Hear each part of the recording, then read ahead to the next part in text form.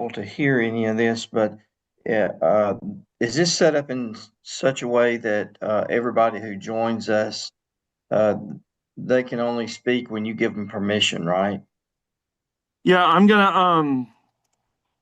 You're monitoring the mic, so you can. Yeah, I'm gonna mute all, and then I'll I think John mentioned with the hand raising.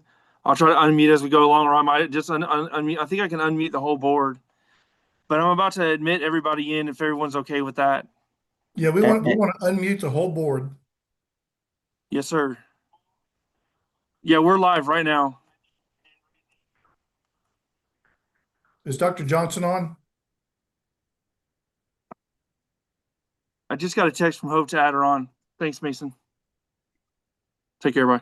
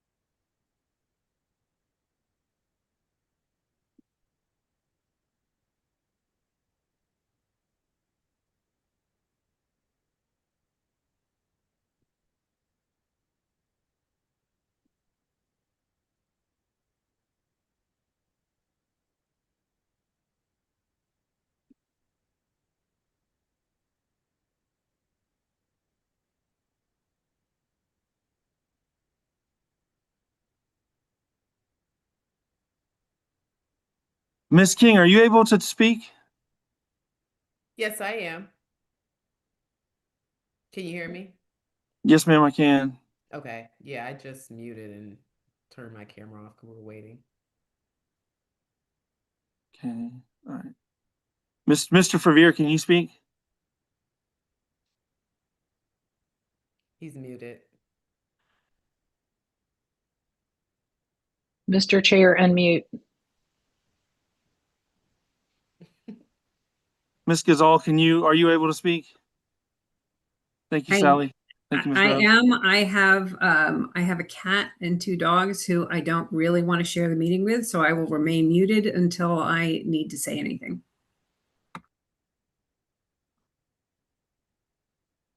All right.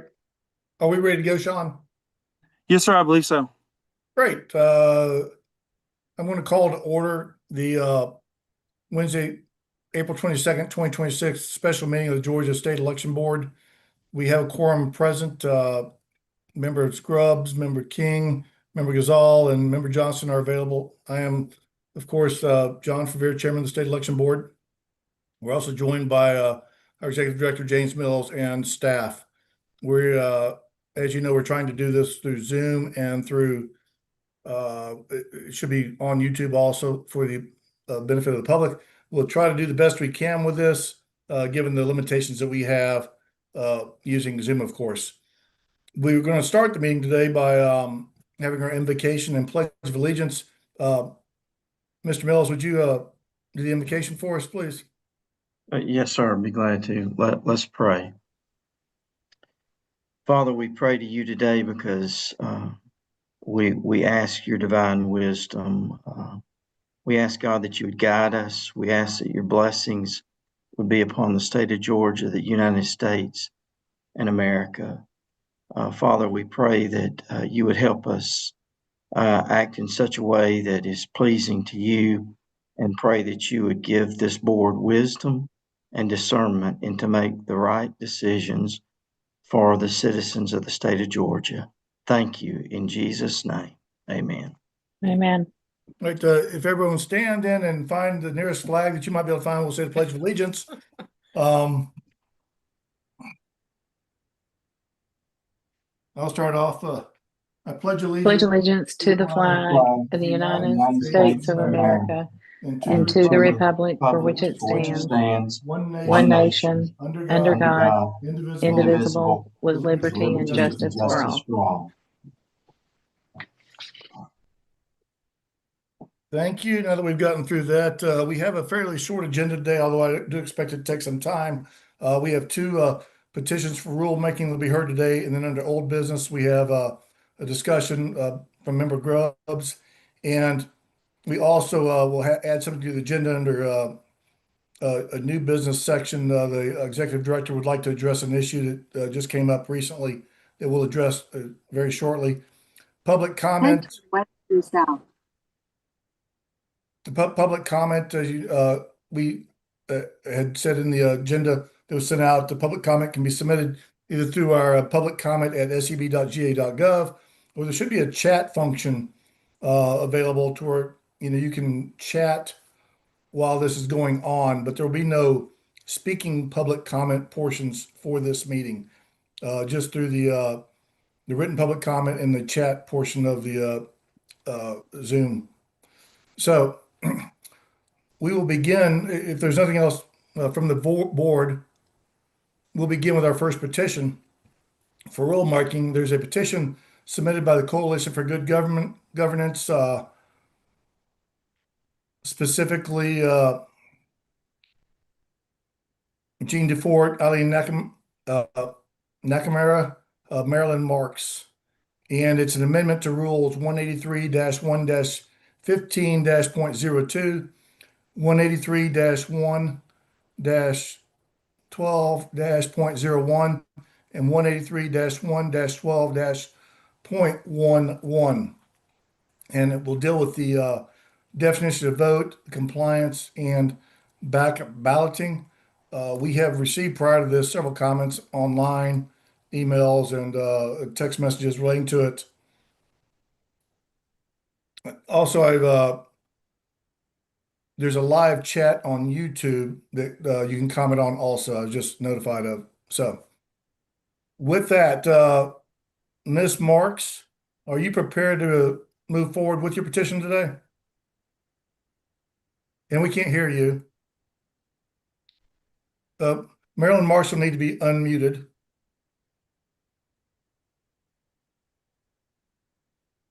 I'm working on that. Okay. Mr. Chairman, I apologize for interrupt, but you wanted me to bring up the discussion later on, right? Yes, we'll do it at the end of the meeting. Okay. Yes. Yeah, no problem. No problem. Okay. I just didn't want to miss it. Yep. Ms. Marks, are you prepared to move forward today? Yes, well, I guess we would note, as we had in the email with you, that there may be some concern about whether the meeting notice was adequate. So with that reservation, we will go ahead and present to you our petition. And I should introduce myself. I'm Marilyn Marks, Executive Director, Coalition for Good Governance. And because there have been so many questions swirling around about the authority and the duty of the State Election Board with respect to the rule petition that we have, I've asked our longtime attorney, Robert McGuire, out of the Seattle area to come present that portion to you. And Sean, I won't need my slides until after Mr. McGuire has finished his part of the presentation. So if we want to take those down and so that you can focus on him, that'll be great. Thank you so much, Rob, for being here. Who else will be presenting besides Mr. McGuire? It will depend on time, but I will go after him, and then Gene DeFort may have a quick comment or two, as well as Ms. Nakamura, if we have time to do that. Okay, so Sean, if you'll just unmute them, those four. Yes, sir. Working on it right now. Okay, and then as typical for this board, there's a limited time for the presenters to present. You've been allowed 20 minutes. It's up to you to break that up as you wish with whoever speakers. And then the board, of course, will ask questions, which is typical. And those questions can be quite lengthy sometime. And as the board is able to bring out additional or questions related to your petition or comments related to your petition, the board, as always, can ask anybody that they want to speak to help them in making this decision. So I'll leave that up to the individual board members. Okay, and then when we get ready to start, if we could do a time check at that point so that we're not, I mean, the 20 minutes is awfully inadequate, so we want to not miss a minute, okay? Yeah, Sean will be the timer. He will let you know when there's 5 minutes left and then at 2 minutes left. I see Dr. Johnston's hand is up, if you want to address that before we get started. Dr. Johnson, do you have a question? Sean, she needs to be unmuted, please. I tried unmuting her earlier. I'm going to try to do it again. Give me 1 second. I'm sorry.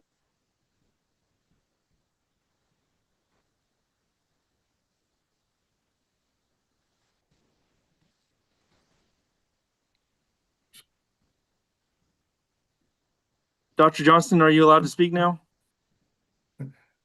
She's allowed to. The question is, can she? Can you hear me?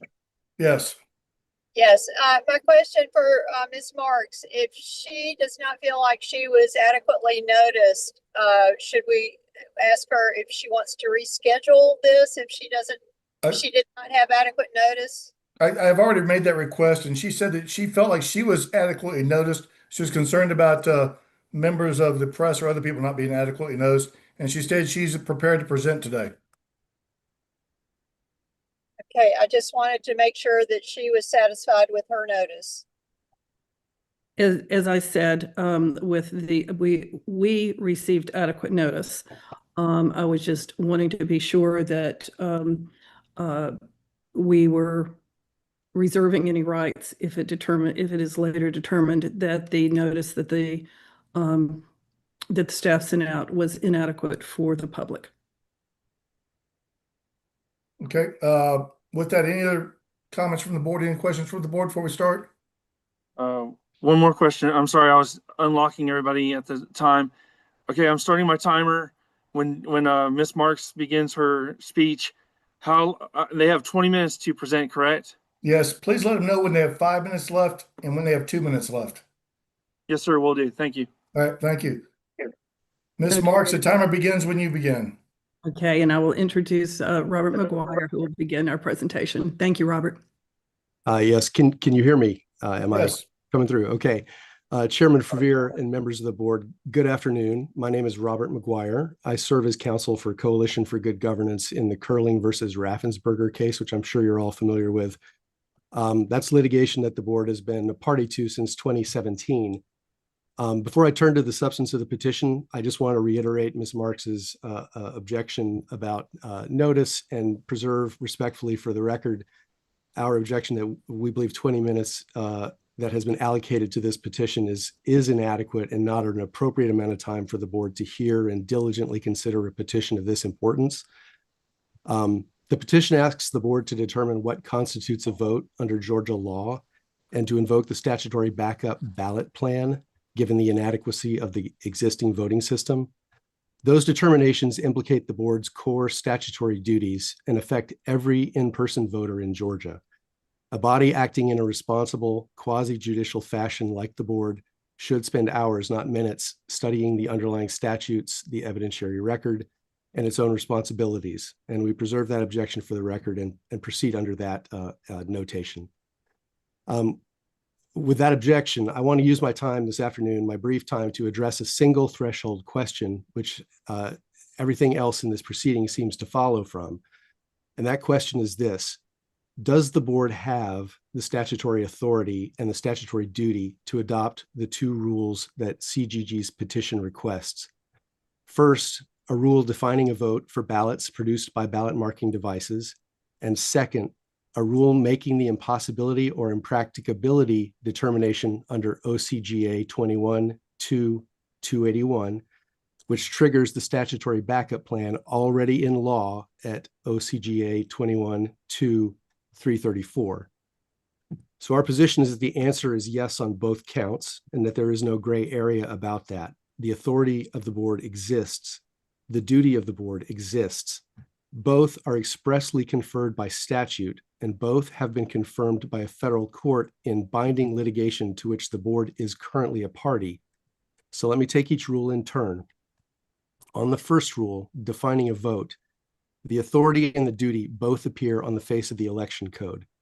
21-231, subparagraph 1, makes it, quote, the duty of the state election board to promulgate rules and regulations so as to obtain uniformity in the practices and proceedings of superintendents, as well as the, emphasis here, legality and purity in all primaries and elections, end of the quote.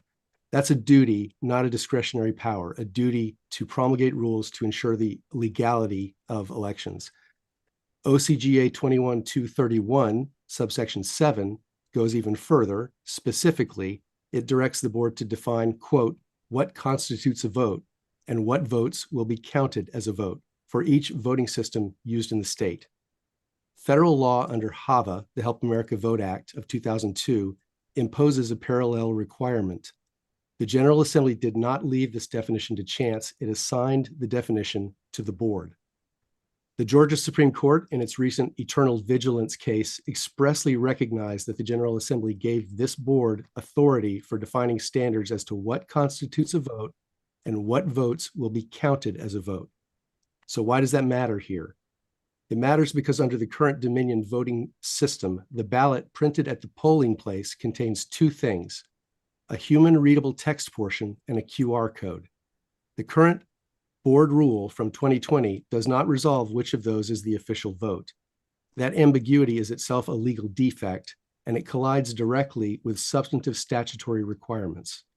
Under current law, which is 21-2, subsection 7.1, and 21-300, subsection A2, under those laws, the electronic ballot marker has to produce, quote, an elector verifiable paper ballot marked, quote, in a format readable by the elector.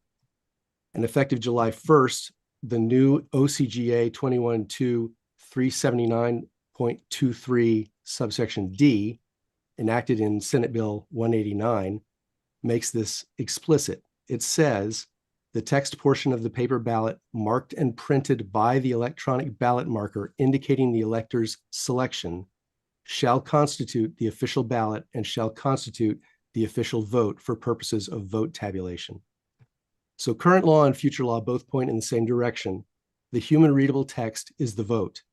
The board's rule must and should say so. That is not a policy judgment on which reasonable board members might differ. It is the implementation of an objective statutory command. And on this question, the board is not writing on a blank slate. In October of 2020, in the curling litigation, in which the board and its members are defendants, the federal district court found at a document number 964 on pages 81 and 82, quote, the evidence shows that the Dominion BMD system does not produce a voter verifiable paper ballot or a paper ballot marked with the voter's choices in a format readable by the voter because the votes are tabulated solely from the unreadable QR code, end quote. So to underscore the practical significance of that finding by the judge, the court found as a factual matter that BMD votes are tabulated solely from the QR code, the one part of the ballot no voter can read. That is not Coalition for Good Governance's characterization. It's a judicial finding in an ongoing case to which the board is a party. That factual finding brings me to the second rule, the impossibility or impracticability determination under OCGA 21-281. I want to be precise about the statutory architecture here because it's sometimes misunderstood. 21-300 A2, which is the Uniform Voting System law, it makes BMD voting with scanner tabulation the default method for in-person voting, but it has an exception written into it, which is, quote, unless otherwise authorized by law. So the question is, what other law authorizes a different method? The answer is OCGA 21-281. That section provides that, quote, in any primary or election in which the use of voting equipment is impossible or impracticable for the reasons set out in Code Section 21-334, the primary or election may be conducted by paper ballot in the manner provided in Code Section 21-334. So what does 21-334 say? It is the statutory backup plan. It is the General Assembly's answer to the question, what happens when the default voting equipment cannot lawfully be used? The answer is hand-marked paper ballots, counted in the manner that the General Assembly has prescribed. That backup plan is authorized by law today. It is part of the election code. It is not an improvisation. It is not a workaround, nor is it a change in the law. It is the General Assembly's chosen method to fix problems when using a voting system is impossible or impracticable. There's a common misconception that only county superintendents may invoke this statutory backup plan. That misunderstanding arises because 21-2-334, read alone, references voting machines, which the election code defines narrowly as the old lever machines, and it references the superintendent's local duty. But 21-2-281, which is what this petition is brought under, is broader than 334. 21-2-281 references all voting equipment, and it imports only the reasons in 21-2-334, not the local authority or the local actor of the superintendent. This reading has been squarely confirmed by the Curling Court, again, in a case in which this board is a party. In document 375, in the Curling case at page 56, the court addressed and rejected the very argument that the board made then and is sometimes said to rely on, which is namely that the board didn't have the authority, that the authority belonged to the local superintendents only. The court wrote, contrary to the board's assertion, OCGA 21-2-281 is not limited to election superintendents, and the board members, this board, are responsible for enforcing Georgia's election laws. Judge Totenberg called the board's contrary argument that it did not have the duty, but only the county superintendents have the duty. She called that meritless. The court went on to connect that authority directly to this board's general enforcement power under OCGA 21-2-33.1a, which vests this board with the power, quote, to issue orders directing compliance with this chapter. So these are binding judicial findings from an ongoing case in which this board is a party. And as a matter of preclusion and basic respect for the judicial process, the board cannot credibly maintain in the face of this rulemaking petition that it lacks the authority Judge Totenberg has already held it possesses. To reiterate, the board is party to a court case in which the court has held that the board possesses the authority that the petition asks you to exercise. So the statutory structure is straightforward. The default system under 21-2-300A2, which is the uniform voting requirement, cannot lawfully tabulate the text portion of the ballot, as the federal court has found. Section 21-2-281, which CGG invokes, authorizes the statutory backup plan set out in 21-2-334, when the default method of voting is impossible or impracticable. This board, not some future county superintendent, not the General Assembly, is empowered and obligated to make that determination of impossibility and impracticability and to direct compliance. Now, I anticipate that some of you may ask or wonder whether the Georgia Supreme Court's decision in RNC versus Eternal Vigilance Action, Inc., that recent case by the Georgia Supreme Court, prevents this rulemaking on non-delegation grounds. The short answer is no. The non-delegation holding of Eternal Vigilance does not reach what CGG is asking the board to do.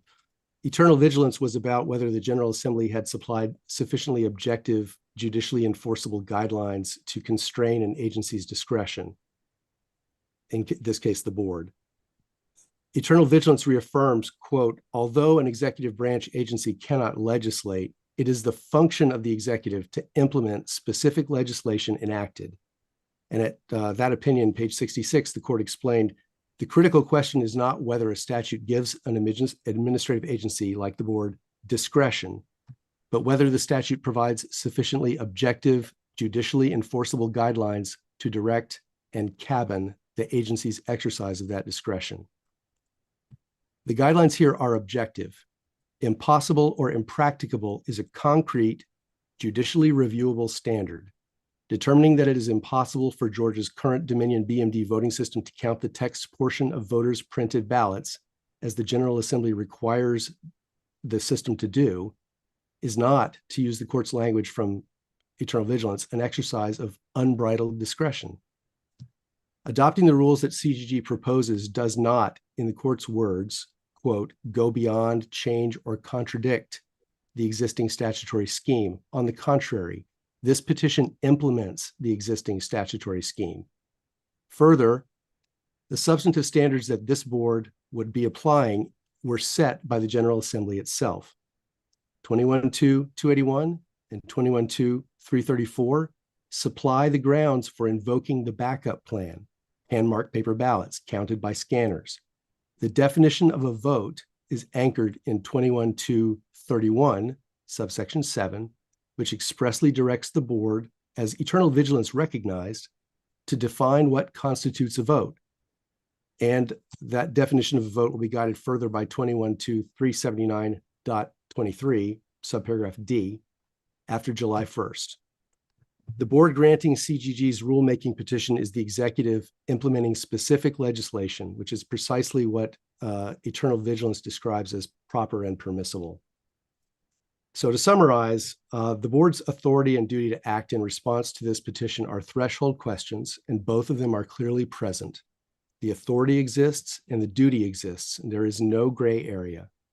21.2.31.1 and 21.2.31.7 both authorize and command the board to promulgate rules defining a vote and ensuring legality in Georgia elections. 21.2.300, 21.2.281, and 21.2.334, read together, authorize and command the board to invoke the statutory backup plan when the default voting method is impossible or impracticable. And third, the curling court, in a case in which this board is a party, has already found as a fact that the Dominion voting system cannot tabulate the human readable text, and has already held as a matter of law that this board has the authority to act under 21.2.281. These holdings are binding on the board. And finally, eternal vigilance does not stand in the way.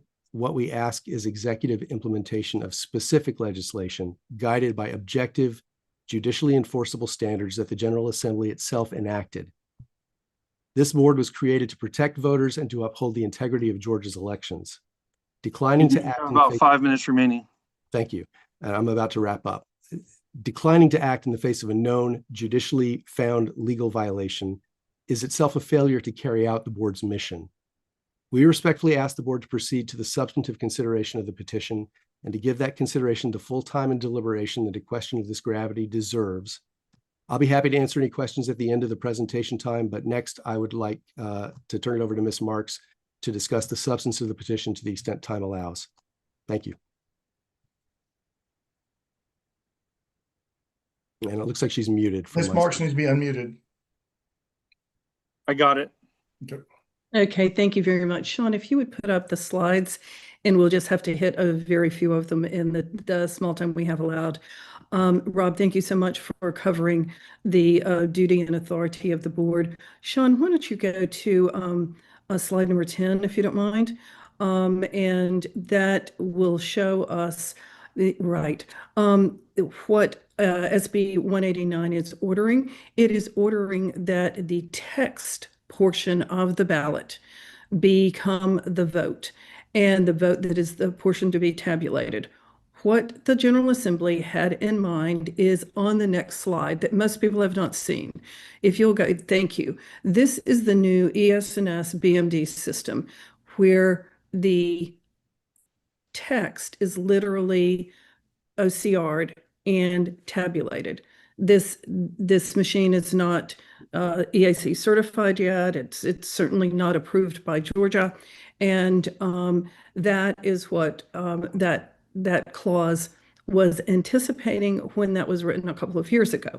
Obviously, it is impossible or impracticable for the counties to comply with this. So what happens is, as Rob just said, it becomes impossible and impracticable, and we go to hand-marked paper ballots.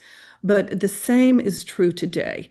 Let's go to the slide. Why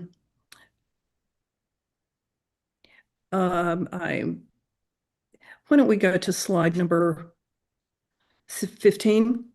But the same is true today, that the law says that the ballots must be, or the votes must be human readable. They are not. Let's keep going. Keep going on the slides if you don't mind. Keep going. Let's see, we must have, all right, let's go back a bit. Sorry. Keep going back. Okay, let's see. Whoa. That one right there. I wish I could point to it. Go 2 more down. There you go. All right. We talked about the deficiency of the current rule, and the current rule says this: a vote cast on the optical scanner marked by an electronic ballot marker shall be the choices. A vote can't be choices. Okay, thank you. Indicated by the printed paper ballot. Obviously, this doesn't tell us whether it's the QR code or the text, and regardless of SB 159, there will have to be addressed the deficiencies in this rule, and the board needs to do that. I just want to say in closing that as we see hand-marked paper ballots being required, regardless of SB 189, the switch to hand-marked paper ballots is required by law as the backup system.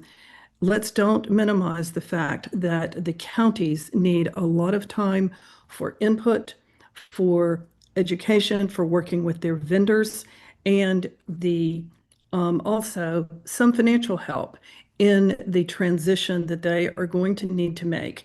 And there is money in the budget, in the Secretary of State's budget, and we would implore you to consider that and in your considerations of what the counties are going to need as they need to move to the backup system of voting. And we will be here, of course, to take questions. We didn't get through nearly what we want you to know and understand about our position here and about the inner workings of the current law. We are not seeking to change law, and we're happy to do that. And you may want to start with Rob with questions, because we can hang around. I don't know how long he can, but we'll hang around as long as you need, and would like to encourage that we have another session very soon in person with the entire board and with your election directors, cybersecurity experts, and others and vendors to exchange information and to really understand what's possible over what time frame and what is involved in doing so. And we cannot urge enough that that type of meeting be held so that we get our petition in a very satisfactory format for moving forward. Because as you know, it takes about 60 days for a rule to go from start to effective date. And 20 minutes. We have much more than 60 days before July 1 hits, and the counties definitely need planning time. Okay, well, thank you. And with that, I guess we can take questions. And Sean, if you'll just keep those slides handy, we don't need to have them up, but if you'll keep them handy if we need to refer to them, that would be super. Thanks, Sure. Thanks, Ms. Marks. The board did receive your petitions and all the backup documentation. That was very helpful, of course, in all of us trying to understand what's going on. And we also received your latest amendment to it that you sent last night, and so we have all of that in our possession to or had it in all of our possession to consider. So at this time, we'll ask for questions from the board. And I saw that Sean, the problem with leaving the slides up like this is that I can't see the other board members. Okay, I'll stop sharing for now, and when I need to bring it baback up, I can bring it up in a matter of seconds. Yeah, let's do that. So Member Grubbs had her hand up for a question. Member Grubbs, you want to start this off? Yeah, sure. So I'm happy to let somebody else go first, but I do have a list of questions. Mr. McGuire, it's nice to meet you. I assume I can't see you, so I assume you're still, yeah, there you are. Okay. I see your little square. So thank you for being here today, and thank you for going into all of that. You know, I'm a pretty plain-spoken person, so I'm just going to ask you, why have people ignored what Judge Totenberg said? Do you know? You're muted. Is I Sean? got him on mute. I got it. Okay, great. Thanks.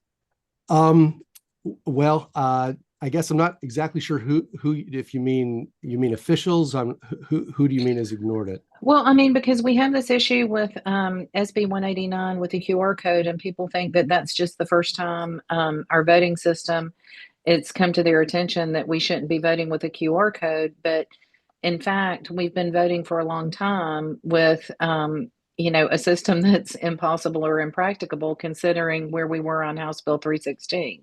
Mm-hmm. Yeah, I mean, you're asking me to speculate as to motives, and it's always difficult to do that. I think I should never ask an attorney that question. I know. I think the safest thing to say, especially when you think about elections, is that it's one of those areas where you can't make changes without people being hyper on guard about how this is going to hurt or help them, and I think that's what causes a lot of people to be very cautious about making changes, especially when they're changes that come about through an adversarial process like a court proceeding.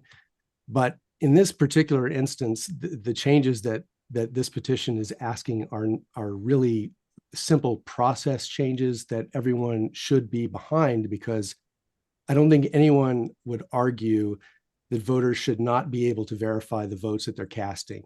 And what this rulemaking petition would do is ensure that the thing that's printed out in their hand that they cast into a scanner is something they can understand, and they know that it reflects their choices. And so that's really something that should be across the board. And it's unfortunate that there's been opposition to some of the findings that have come out in the Georgia curling litigation. It's a very politicized environment. And I think that's the only explanation for why people haven't recognized this as a pretty straightforward thing to do. Okay. And then speaking of curling, I understood based on what you said that, and per your citations in the Georgia Code, that this board has the obligation to determine whether the BMD system is impossible or impracticable to use in compliance of law. That's correct, right? Yes, that's what Judge Totenberg held in her ruling in docket 375. She held that because the board argued that it wasn't their province to make that decision, that it belonged to the superintendents, and she said that was a meritless position because she read the statute that CGG here is referring to, which is 21-281, and that is broader than the narrower provision, which does apply just to superintendents. Okay. And then also it says that, it's been said that we as the board have no duty to engage in any substantive discussion about this petition specifically, and that it would be safer not to. And I think particularly because of the eternal vigilance litigation, there's this fear, and it seems to be focused specifically on the election board, that if we engage on this petition, even, in discussing this with people, I've said, we're not voting to pass it or not pass it or anything. We're looking at it with a view towards putting it into rulemaking procedures so that the public has ample opportunity to engage on it, provide commentary and things like that. And it said that we have no duty to engage on that. Could you kind of go back and you touched on it as far as what our obligation is to engage on this petition? Sure. Well, as far as the overall obligation to define what a vote is, the Georgia law says that the board needs to do that. And so it's important that eternal vigilance doesn't get read more broadly than it really was. It struck down 4 rules that the board adopted, but it also upheld one of them. And the difference between them was the one it upheld, it viewed as implementing an objective standard that the statute required it to implement. And that's the case with this petition. It's objective whether a voting system is literally capable of reading text and counting it. It's not, this Dominion voting system is not capable of that. So it's literally impossible for law to be complied with. And so that is the kind of standard that under eternal vigilance, the Georgia Supreme Court, I presume, would absolutely bless a rule in which the election board does what the statute requires it to do, applying a standard which is very objective and can be evaluated by courts. The difference between the 4 rules that got struck down in eternal vigilance and the rules that CGG is asking through this petition for the board to adopt are really night and day, because this petition adheres very, very closely to the actual text of statutes. And that's exactly what implementing the statutes is all about. That's what the SEB is here for. Okay, and then if the General Assembly, if a special session is called, and if they come back in and they delay implementing the provisions of 189, if they go back and they just simply change the date to delay that implementation, does that eliminate our responsibility to determine whether the voting system complies with law or not? It shouldn't, because as the petition is laid out, even before July 1st, when the new law takes effect, you have Judge Totenberg's rulings that the existing voting system doesn't comply with law. And those rulings did not take into account this new provision that's coming into effect on July 1st. So even if the July 1st date gets pushed off, you still have the existing problem that voters cannot vote. They're not casting a verifiable ballot because they can't read a QR code. And that's what is the official vote today. And so the law requiring the board to adopt a definition of a vote really, it requires correction today as far as letting voters cast a verifiable ballot. Okay, and so this one kind of out of left field, in defining what a vote is, we're not going back and changing what the definition of a vote is. We're just further identifying what a vote is, correct? According to what is in Georgia law at this time. Yeah, I mean, I view it as a very mechanical process of saying, the ballot card contains certain information, and the board is going to say which of that information is the vote. And it has to be the vote that the voter can read to make sure that it's accurate, that it actually reflects their choices. So I don't think that it's any more complicated than that, really. Okay, so do you believe that the board has a discretion to defer action in anticipation of a legislative action? I mean, can we just sit around and twiddle our thumbs and go, oh, well, the legislature is going to come into session, so, we need to wait and see what they say. Is that appropriate in this situation? I wouldn't think it would be appropriate. And the reason why is because the mere fact that a legislature might be called into special session does not give you any assurance that the law is actually going to be changed in a way that makes action unnecessary. And elections are happening one after another all the time, and voters are currently voting on a voting system that doesn't allow them to verify their ballot. So waiting until potentially the legislature fixes something ignores the fact that the legislature has already acted and it's already spoken. And the thing that it commanded is not, the voting system in place now is not in compliance with that law, which is active and is going to become active on July 1st.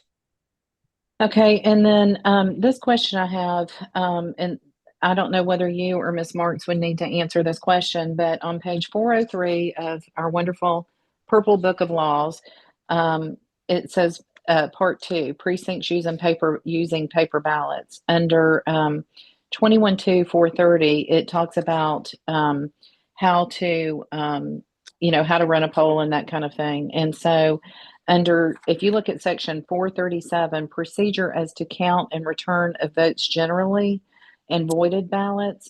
I think there have been some people that say that if we use hand-marked paper ballots, then according to 21-437, that there's an obligation to hand count ballots.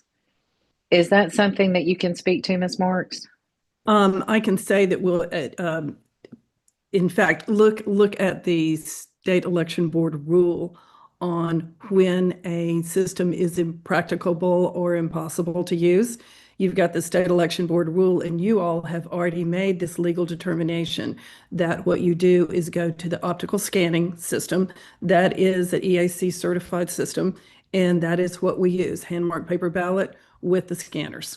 And what we can do, if we get a chance to meet again to have more discussion, we can parse through all of that language.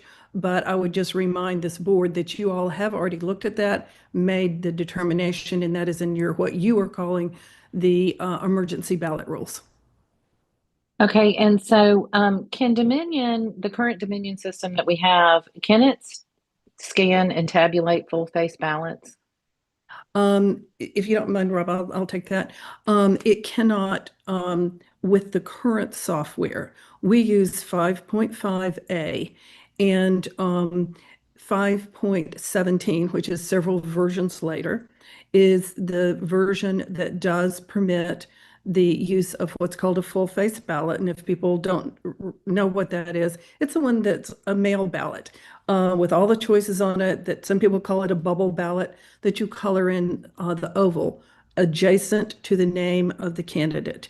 And while the current software cannot do that, 5.17 and later versions certainly can. But the problem with that in Georgia, and the secretary noted this over the last couple of years, that if the legislature wanted to do that, that would be about a $60 million bill, not for the software. The software will be free under the contract, but for all of the printing equipment that will be required for longer ballots, as well as the software installation is so difficult for the touchscreen ballots that his estimate was 90,000 labor hours in order to install 5.17 and then be able to read ballots that were full face ballots, again, now created by touchscreen. We need no money at all in order to use hand-marked paper ballots because, and I'll come to the exception of that for ballot-on-demand printers, but for hand-marked paper ballots, all we need to do is hand out a box of Sharpies and pre-printed ballots. The expense and the cybersecurity questions come in trying to vote on a touch screen. Now, when we say it's not going to really cost anything, in fact, there will be significant cost savings to go to hand-marked paper ballots with the current system. We also do need to remember that the larger counties, probably about 17, 18, 19 counties, would need to have, and this is part of our rules petition, would need to have ballot-on-demand printers to manage elections at times when they have many ballot styles to deal with. But ballot-on-demand printers, we are recommending in our petition, be limited to those counties with 2 or more voting centers and 20 or more ballot styles. And there would need to be guidance from the state election board and the secretary on cybersecurity controls to make sure that they don't become out of control ballot printing factories. But yes, it is going to take a conversion of software. And I'll just add one last thing.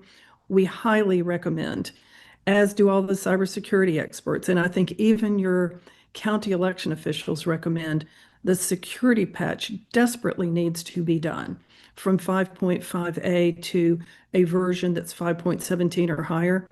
There is a desperate need for that security patch, whether or not you're using hand-marked paper ballots. The beauty of going to hand-marked paper ballots is that 90,000 man-hours comes way down, probably by over 90%, because you would only be needing to install on a limited number of touchscreens and then all of your scanners. And the scanners only take 20 minutes to update. I've given you a long answer to a short question, but thank you for asking. So I wanted to ask you too, a part of the original Dominion purchase in 2019 also included ballot-on-demand printers. Is that correct? Yes, every county got at least one ballot-on-demand printer as part of their Dominion package. And some counties got multiple ballot-on-demand printers. For the counties that use them, they primarily use them not in a polling place, but back in the back office if they see they're running short of some emergency ballots or mail-in ballots, provisional ballots for a certain ballot style, and print those so that they would be available as needed. But certainly there is some experience with those printers, And there is clearly no prohibition, no legal prohibition on using those printers. And But I do think that it does need guidance from this board. Excuse me. I'm sorry, is there a limit on the amount of emergency or backup ballots that can be located at election day precincts or advanced voting precincts? Is there a limit on that? There's certainly not an upper limit, but there is a lower limit of 10% of the active voters. That was set by this board.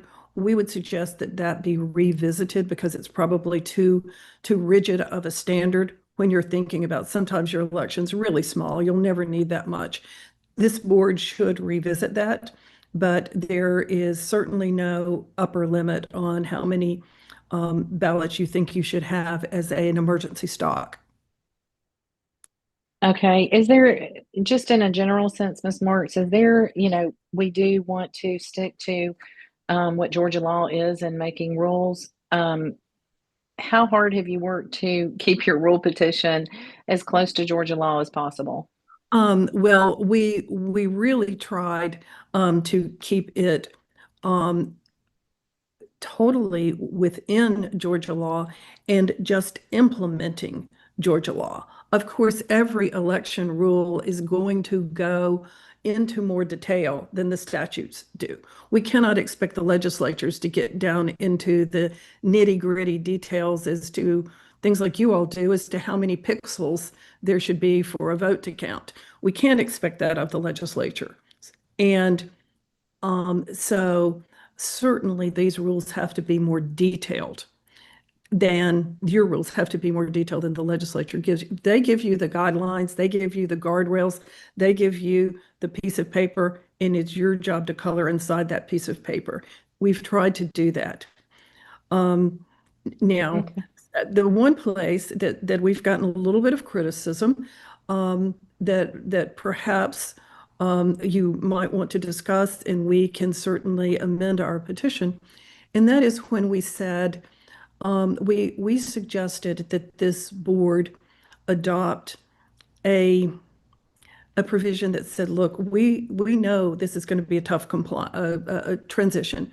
We will, for counties that are trying to operate in good faith to get through this transition, we will not take enforcement action against them through this transition. Now, we probably did use a little bit of liberties there, and we've gotten some criticism, and you may want to revisit that before you do a final adoption of a rule. Yeah, that in fact, for anyone listening, that had to do with Exhibit 1. It says, in accordance with provisions of OCGA 212379.23, effective until July 1, 2026. It says, however, enforcement action shall not be taken by the state election board with respect to this rule against any jurisdiction making a good faith effort to plan for compliance with this rule prior to October 13th, 2026. And that had to do with the fact that that's when advanced voting starts for the general election. And so that would encompass any elections between July 1st and that October date. Is certainly, we want to comply with law and we want people to make a good faith effort. But of course, if somebody just absolutely screws up on a process, we don't want to throw the book at them for making a good faith effort to comply with the process and the law, was the point.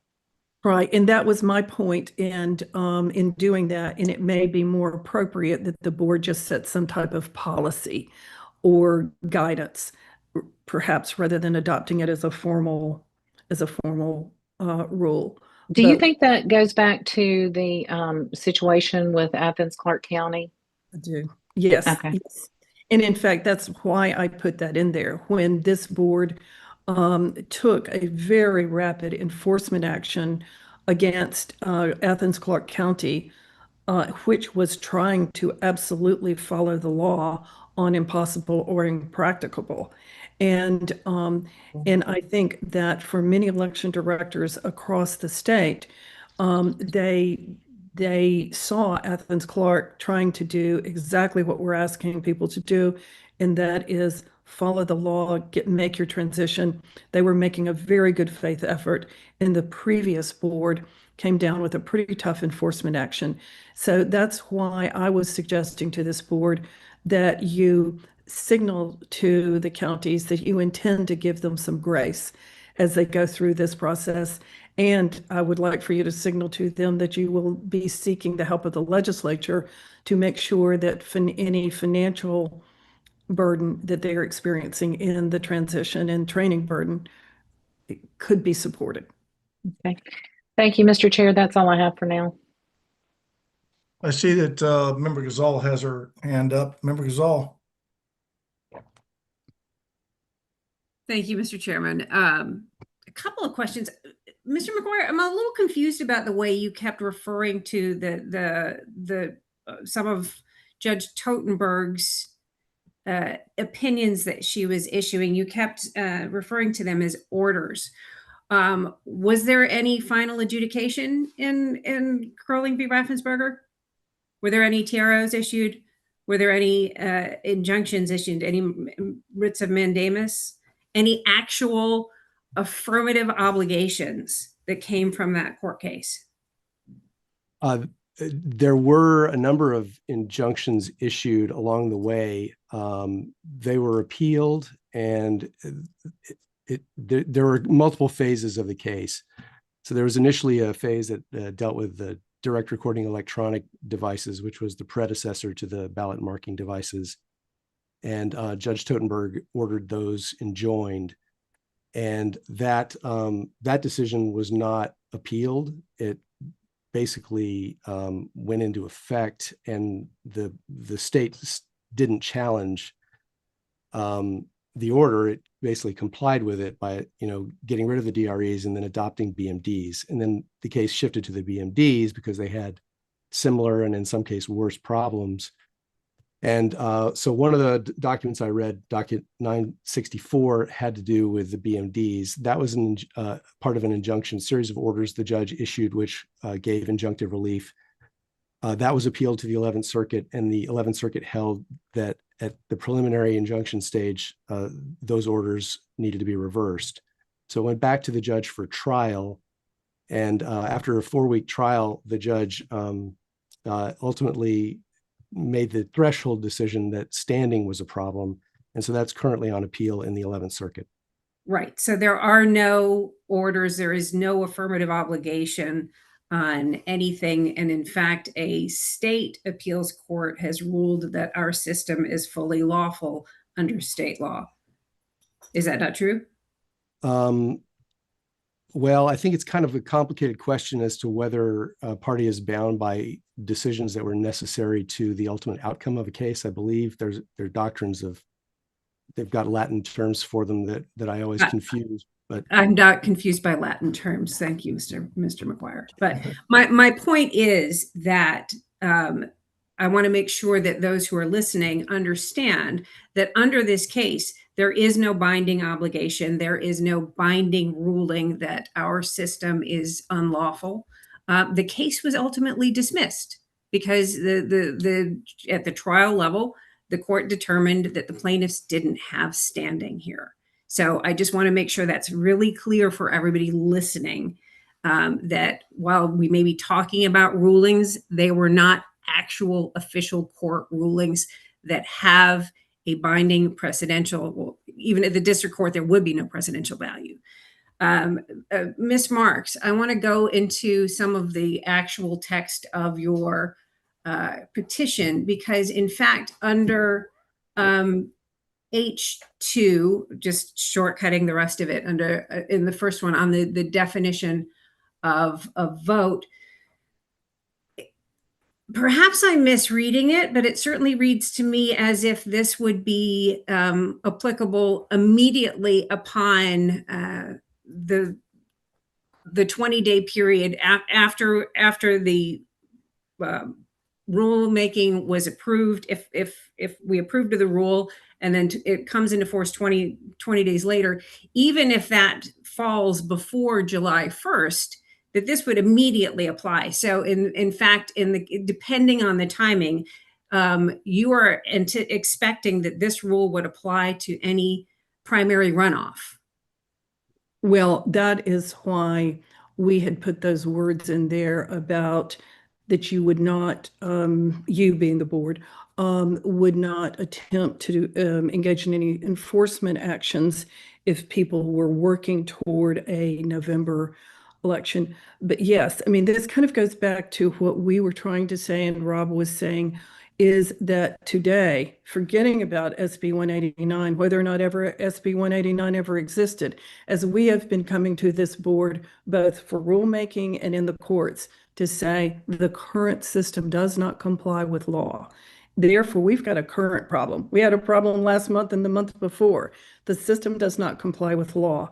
Therefore, it needs to be addressed by this board to get it in compliance with law. And the only way to get it in compliance with law is to use the hand-marked paper ballot system as the backup.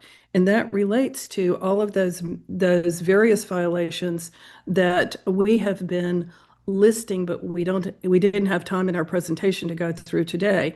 And that's ballot secrecy, the inability to have a human readable vote, as Judge Totenberg found, and the also the fact that there is no manual audit capacity under federal law, the inability, as Judge Totenberg also found, for election directors to comply with the required logic and accuracy testing. So there are many violations of law that have been chronic and continuing that this board has the duty to address and to determine that the that the current system is not capable of meeting the law, therefore impossible and impracticable to use.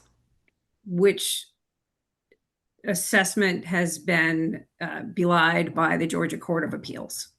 Just again, no, I don't, sure that everybody understands that. I understand that this is your view, and this is your view of the legal status, but the courts happen to disagree with that.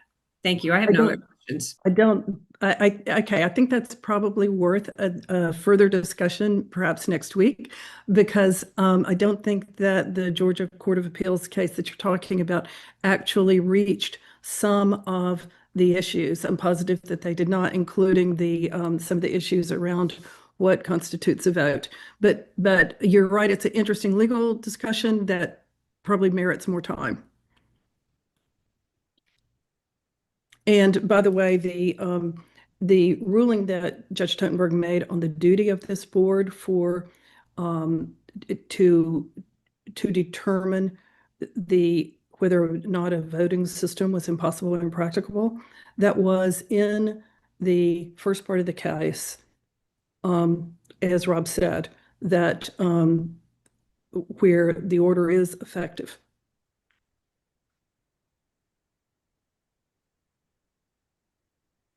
Any other questions for us?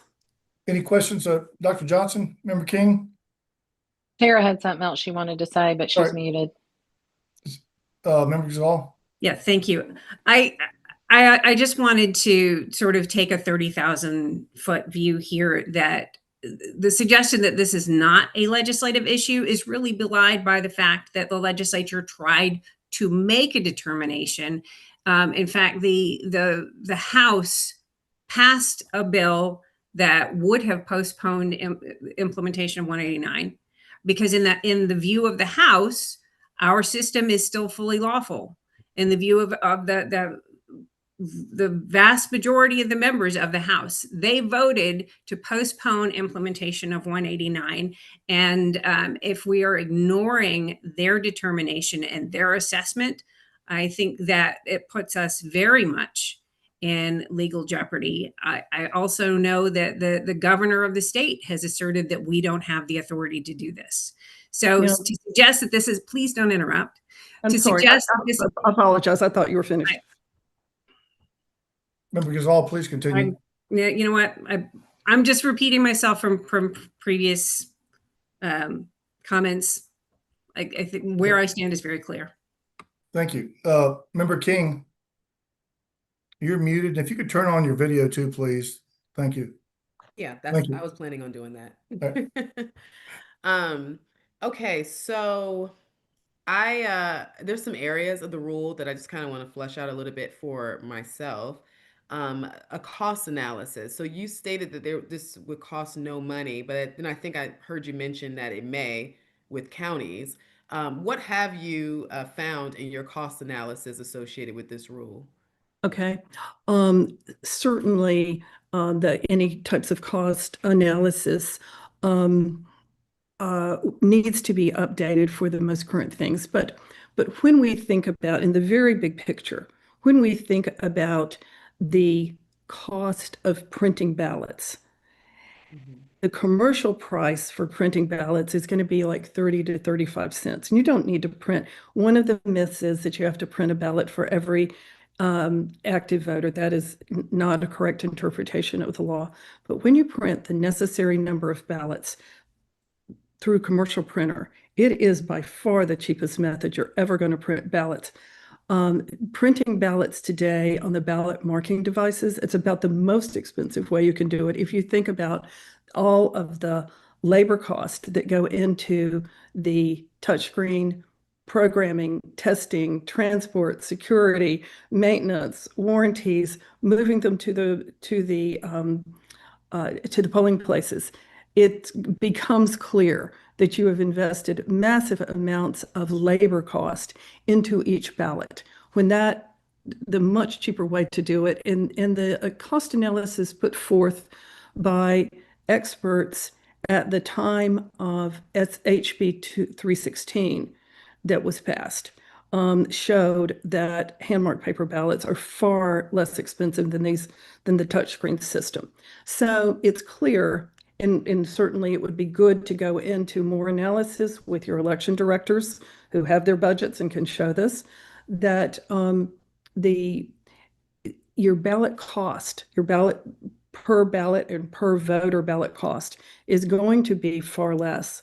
There will be training cost. Some counties will need to obtain ballot on demand printers. They're probably running about 5,000 apiece. And they're probably statewide would need about 150 ballot on demand printers. That will be a fairly small bill for out-of-pocket costs compared to what you will save.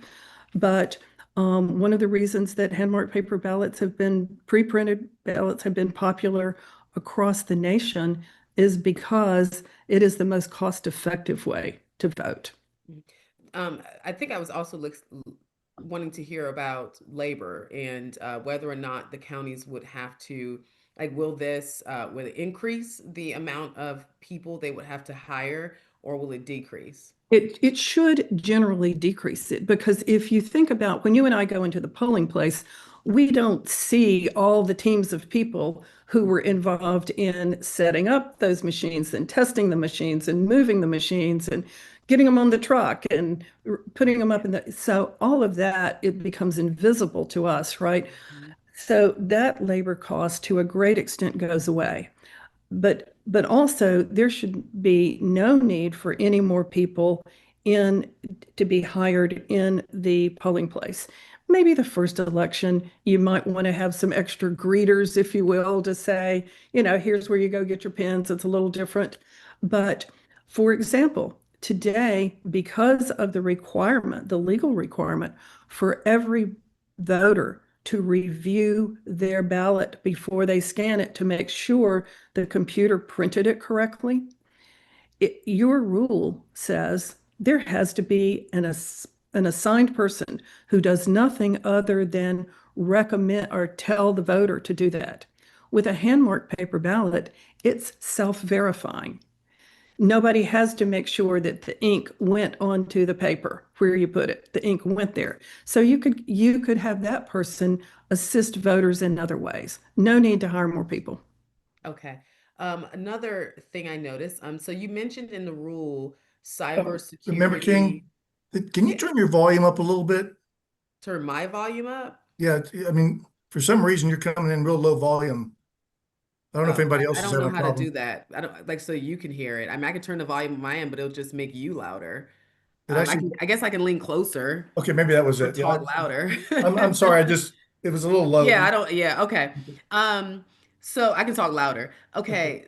You mentioned cybersecurity, ballot accounting, and inventory controls in the rule. Are you expected this to be defined by the SEB or how, like, okay, so that's something that will fall on us. Right. Well, yes, and you may want to issue some guidance before you would have time to go through the whole rulemaking process. Issuing some informal guidance along with the Secretary of State, I think would be a smart idea for the counties. A lot of the counties that I've talked to don't realize some of the cybersecurity risk involved in ballot on demand printers. And so it would be a really good idea to make sure that they are grounded in that and that you guys and the Secretary of State come up with some solid recommendations, which you would eventually want to turn into rules, but give them some help on the front end. Okay. Next Oh, question. excuse me, may I offer one other suggestion on that? And that is, remember how in 2020, the state provided for Dominion technicians to be involved at all of the counties, and the state paid for Dominion technicians to be there. We would recommend that if the counties wanted the help that we're having to use valid on-demand printers, the same type of technicians could be deployed to babysit the ballot on demand printer, let that be their baby for the course of the first election or two. Okay. The next question, daily ballot counting. Can you explain what that would look like, or is that something that we will also have to define as the SEB and working with the SOS? The same. I think that that type of detailed rule needs to probably start with guidance after you've talked to the election directors. But what we were trying to say is a ballot accounting, not ballot, not vote counting at all, but accounting for all of your blank ballots. And you will find thousands of jurisdictions across the nation that do this every day of elections. They know how to every morning their poll workers account for all the ballots they have on hand. At the end of the day, how many they used, how many they have left. And people think about all these ballots flying around like uncontrolled. That's not the way it is. They come to the poll workers in shrink wrapped, pre-numbered packs, easy to account for. So you're only accounting for what's been opened. And it's easy to do your inventory every day. You think about today when we have all the blank ballot stock in all of the printer trays throughout all the polling places, that's not being accounted for as it should be. And that is blank ballot stock where people can generate ballots if we're not careful. And you do want to count the ballots that were used. So does that mean we have to pull them out of the scanner if we're using, well, I mean, we're going to use an I optical wouldn't scanner be with this. pulling them out. I wouldn't be pulling them out of the scanner every night. And this is the kind of good discussion you're going to want to get into with your election directors. But what we would recommend is every day during early voting, even today, not just if we go to hand marked paper ballots, but that every day those early voting locations that the ballots are secured and brought back to a fireproof vault at the election center, and that when they are at that point, there is ballot accounting before they leave. In other words, how many ballots do we have? Let's be sure the number that leaves here is the number that makes it to the central fireproof vault. Okay, last question, and for now, now the instructions to the SEB, that part does concern me a bit because I don't know how we would define honestly trying. Some may say, well, I sent a couple of emails, I was trying. Others may say, well, I picked up the phone and called, So I do think that that kind of puts us in a position where we could be again, another lawsuit if the county says, well, I was honestly trying, and now we have to defend what that means. That's something that's more, to me, that's a personal thing, and I don't necessarily like that portion of the rule. But thank you for answering my questions, and I may have some later. And well, thank you, Member King. And we're certainly open to a friendly amendment on that to strike that language if you would like to do that before adopting it into rulemaking. And we would just recommend that perhaps you do informal, non-binding guidance with a little more explanation in it to the counties saying, look, we know it's a tough transition. We want to help you. We're not going to be unreasonable in trying to enforce this big change. Got it. All right. Thank you. Mhm. Member Gazal? I'm sorry. I said I was done, and of course I'm not. I do have some very serious concerns about accessible voting for disabled voters. Right now, we have accessible machines that are set up, and the votes are indistinguishable because they use the same ballots.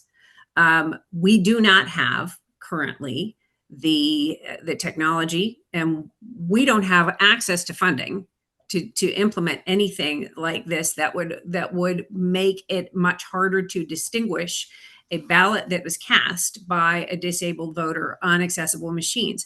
Given enough time, given the funding, it would be possible to reprogram one machine and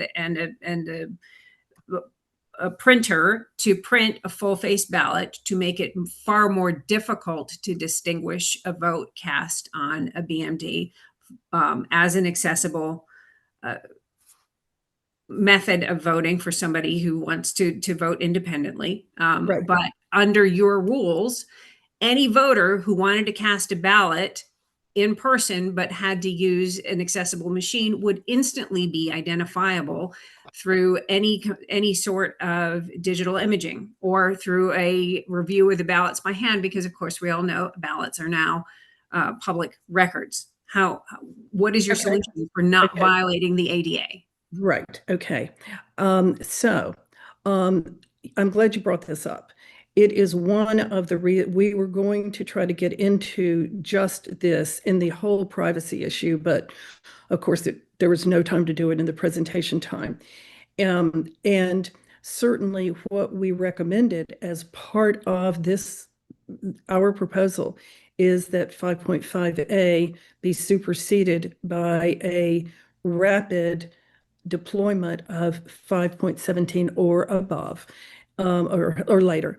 And that would, as you pointed out, be able to permit what look like hand-marked paper ballots to be used from the touch screens. That would not take too long or much money to implement because you're only dealing with, maybe 3,000 of those machines.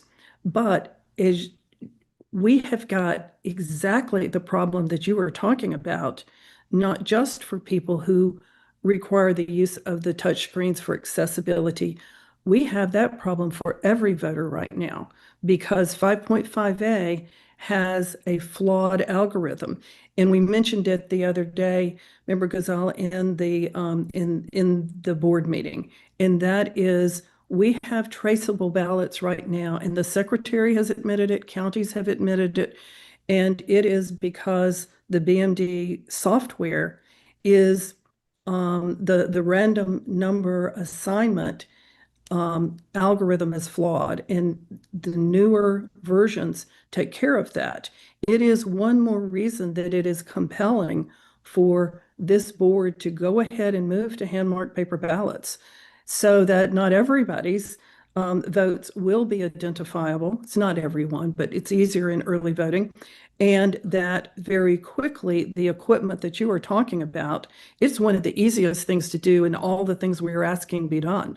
It is absolutely one of the easiest things to do to change out those printers, because these are going to just be off-the-shelf printers, change out those printers and update the software for those units. But thank you for raising that.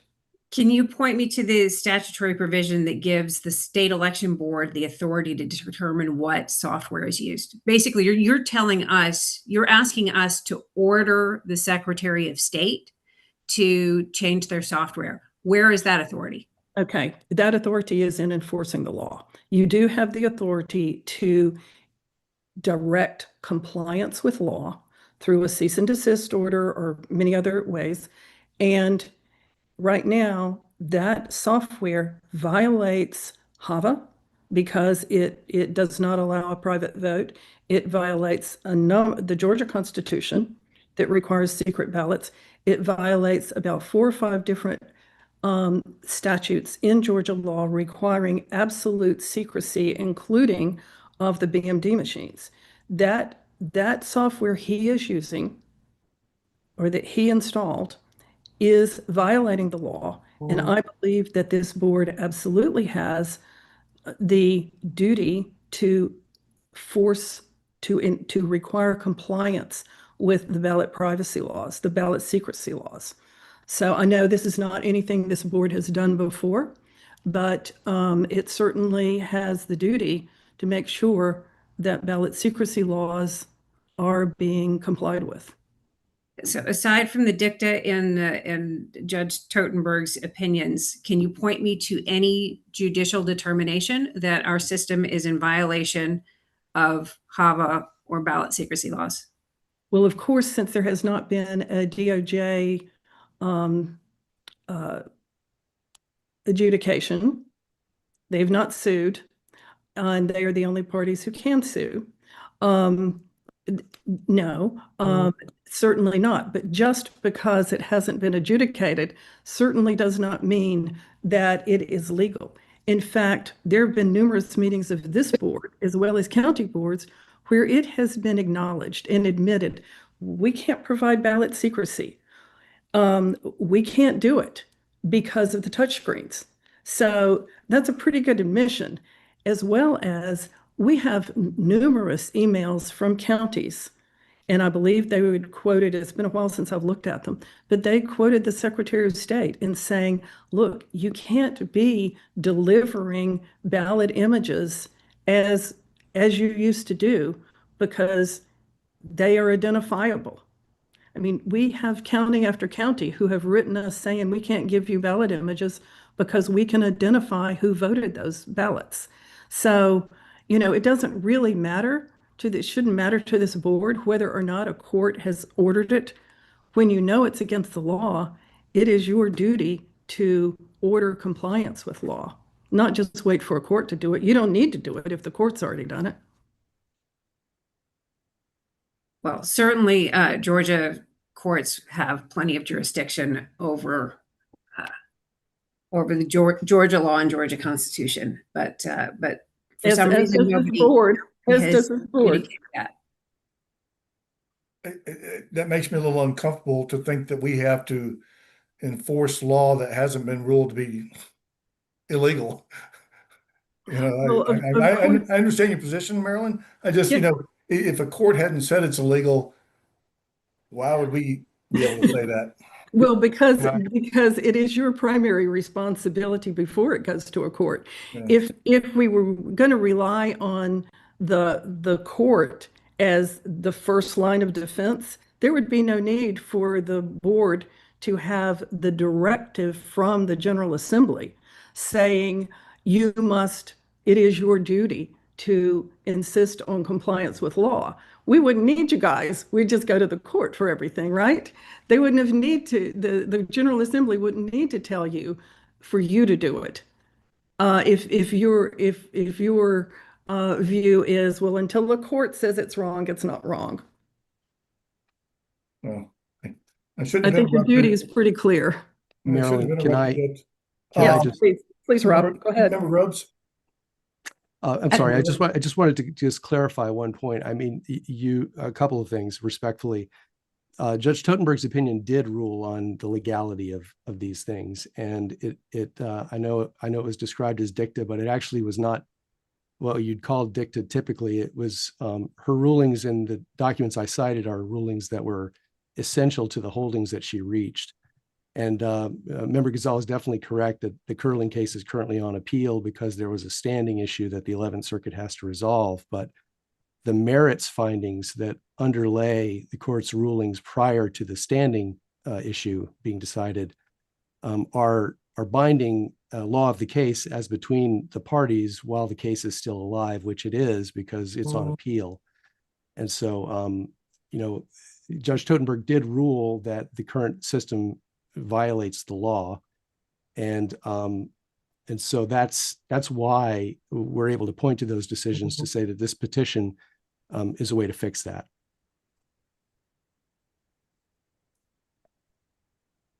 All right, Member Grubbs? Yeah, I guess I'm just a little bit confused because every time we have an SEB meeting, we enforce the law when we make findings from when there are complaints made and we refer someone to the AG or to the local DA. I want to be sure that we're not selectively enforcing the law. I mean, how can we enforce the law when it comes to people who are voting illegally or people who are wearing inappropriate attire that went to vote and they're wearing candidate things, or if it's a candidate who is out there, at a polling place hanging around, and we say the candidate violated the law. I don't want to selectively enforce a law if either we enforce the law or we don't. And that concerns me very much because everybody's afraid of a lawsuit. Well, how about a lawsuit coming down the pike saying that we're selectively enforcing the law?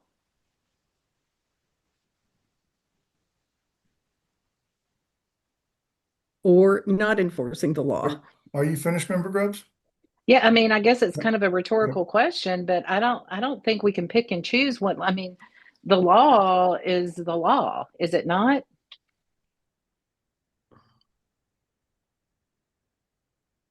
And as far as Senate Bill 214 coming out of the House, to your point, Member Gazal, I mean, that did not pass through on sine die. That did not become law. And just like you were saying about the case with curling and what actions there were or were not, at present we are faced with SB 189 and the date, and in my view, I don't see how we can prolong taking action as a board in this great crevasse we find ourselves in of, we know that 189 is a law. As it sits today, it'll go into effect July 1st.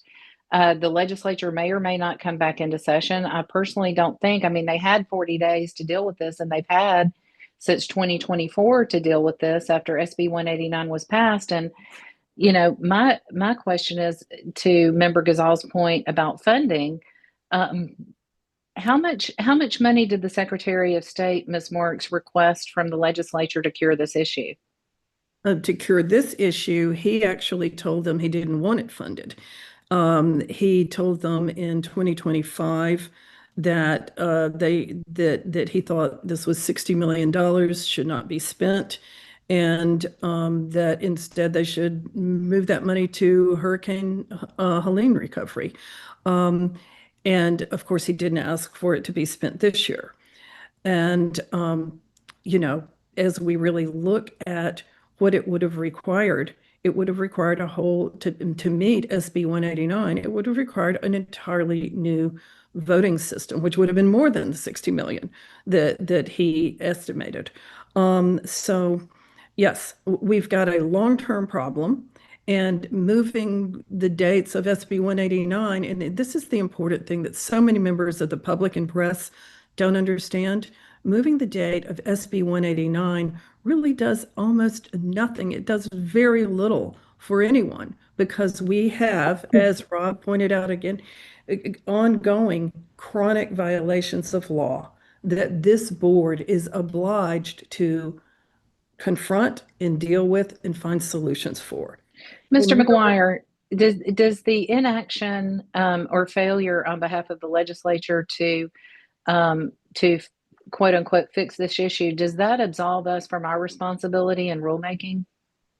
No, the board has a duty to ensure compliance with law as it is currently, and so the legislature's failure to change the law in any way doesn't change the board's duty. Thank you.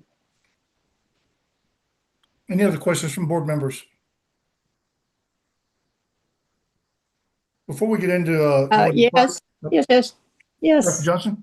Yes. Okay, please.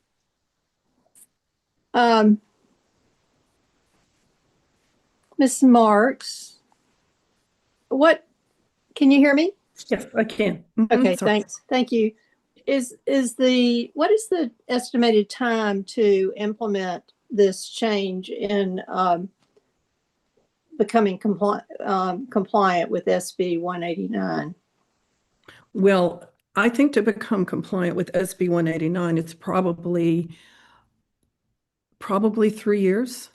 But I would just guess. I do not know how long it will be before EAC approval is given, or if it's even been applied for the new ES&S system. And I understand that they and Heart Verity are the only two manufacturers that could comply with SB 189.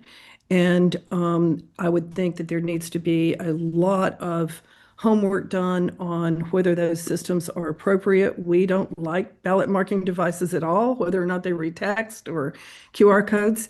But from the time that you would start out looking at a certified system by ES&S or Heart Verity to the time that you would absolutely implement, 2 to 3 years, I guess.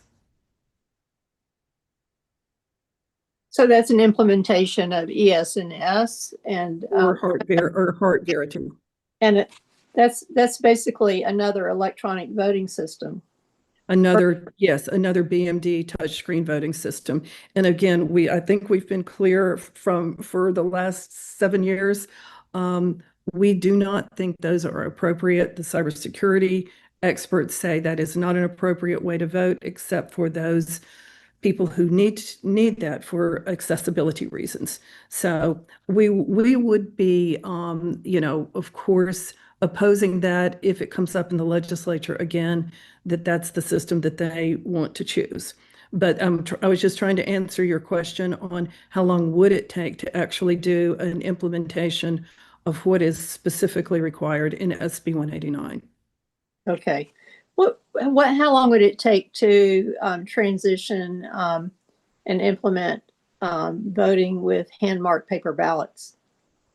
Well, of course, that's why I think your election directors from across the state need to be in conversation with you all. And I, again, urge that. But what we've been told by some small counties is, hey, I could do it in time for the May primary if you told me to. I don't have that many ballot styles. We're used to it, not a big problem. Your bigger counties are, of course, going to say, we're going to need time to buy ballot marking, not ballot marking, a ballot on demand system. We're going to need time for training. And they may say that it will require them some months. The only information that we have, let's say under oath, would have been back in 2020 when Fulton County in our court case was asked this very question by Judge Totenberg. And I believe this was in September before the November election. They said, we can do it for election day, not a huge problem. We can get it done. And then, Judge, if you order us, we will do it for early voting. But I'm not clear how long it will take us to do that for early voting. And this would have been with about a month before their early voting started. They did express some concern about whether they could do it within a month. And I think that would have been a huge challenge for Fulton. It's going to vary by county. And one of the things that we were hoping to discuss with you is that you would encourage your smaller counties to go ahead, start now.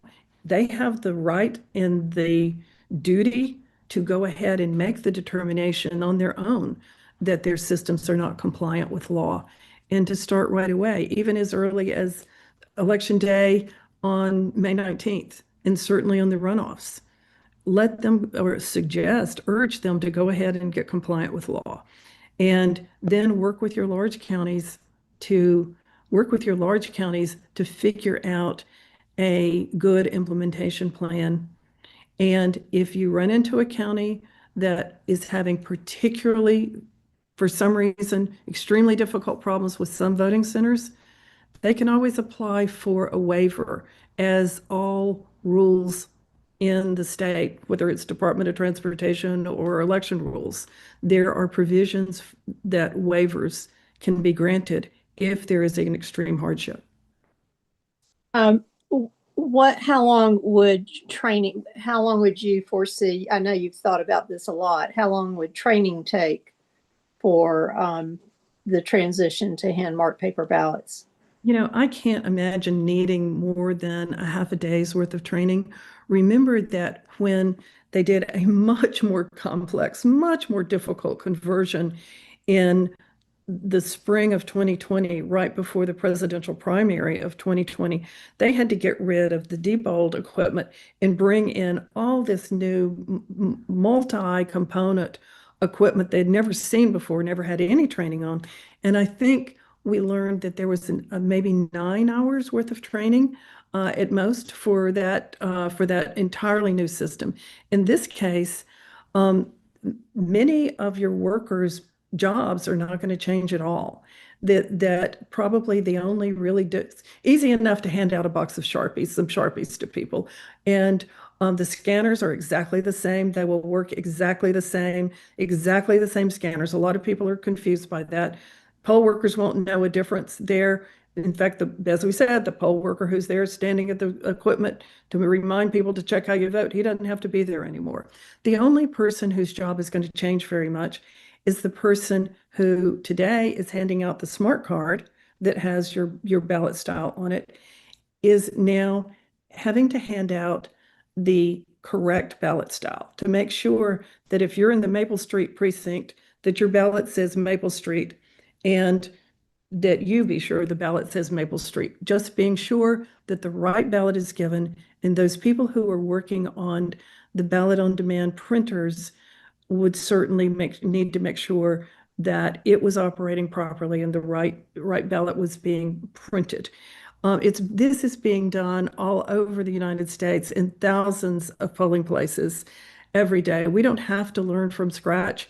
There are many election directors across the United States willing to come in and share their best practices for making sure the ballots are issued correctly. So I can't imagine over a few hours being needed. But again, we would encourage the state to support that and for you all to recommend the state use discretionary funds or ask the secretary for some of those funds in order to make sure that the training is solid and the people are confident. But there's so many resources to help counties convert.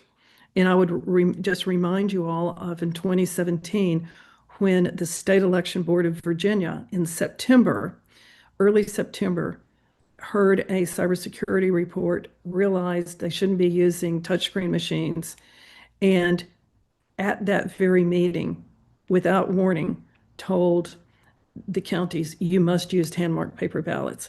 17 jurisdictions had to go out and start from scratch, buy hand-marked paper ballot equipment that they didn't have, and start from scratch and run a statewide election electing the governor in 2017, and they pulled it off without a hitch.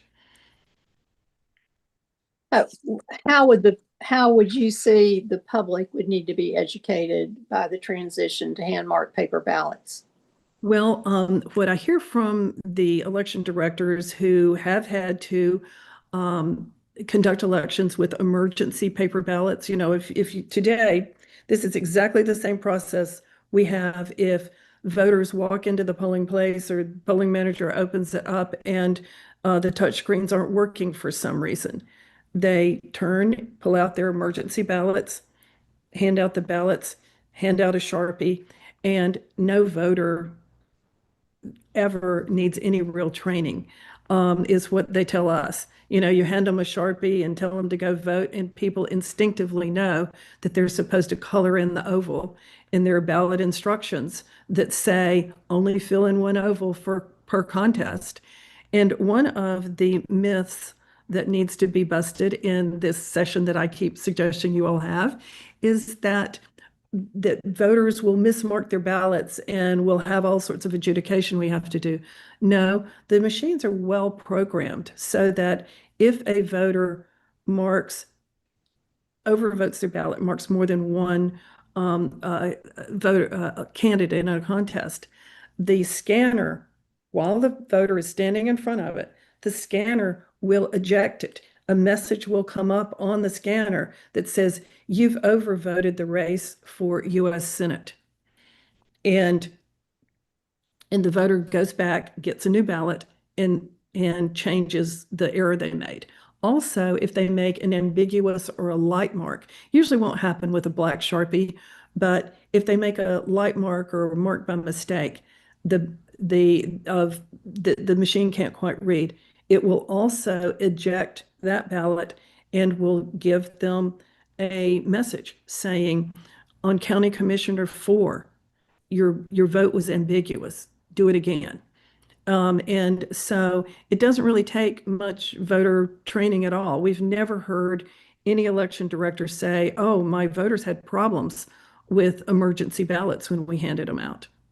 Well, actually, just today I heard an election director talk about the large number of voters that have issues with hand-marked paper ballots. And he's in a reasonably large county here in Georgia, and talked about the issues that they had with the hand-marked paper ballots. That was a comment made just today. So, was there a large polling place that went to hand-marked paper ballots, or was he talking about mail ballots?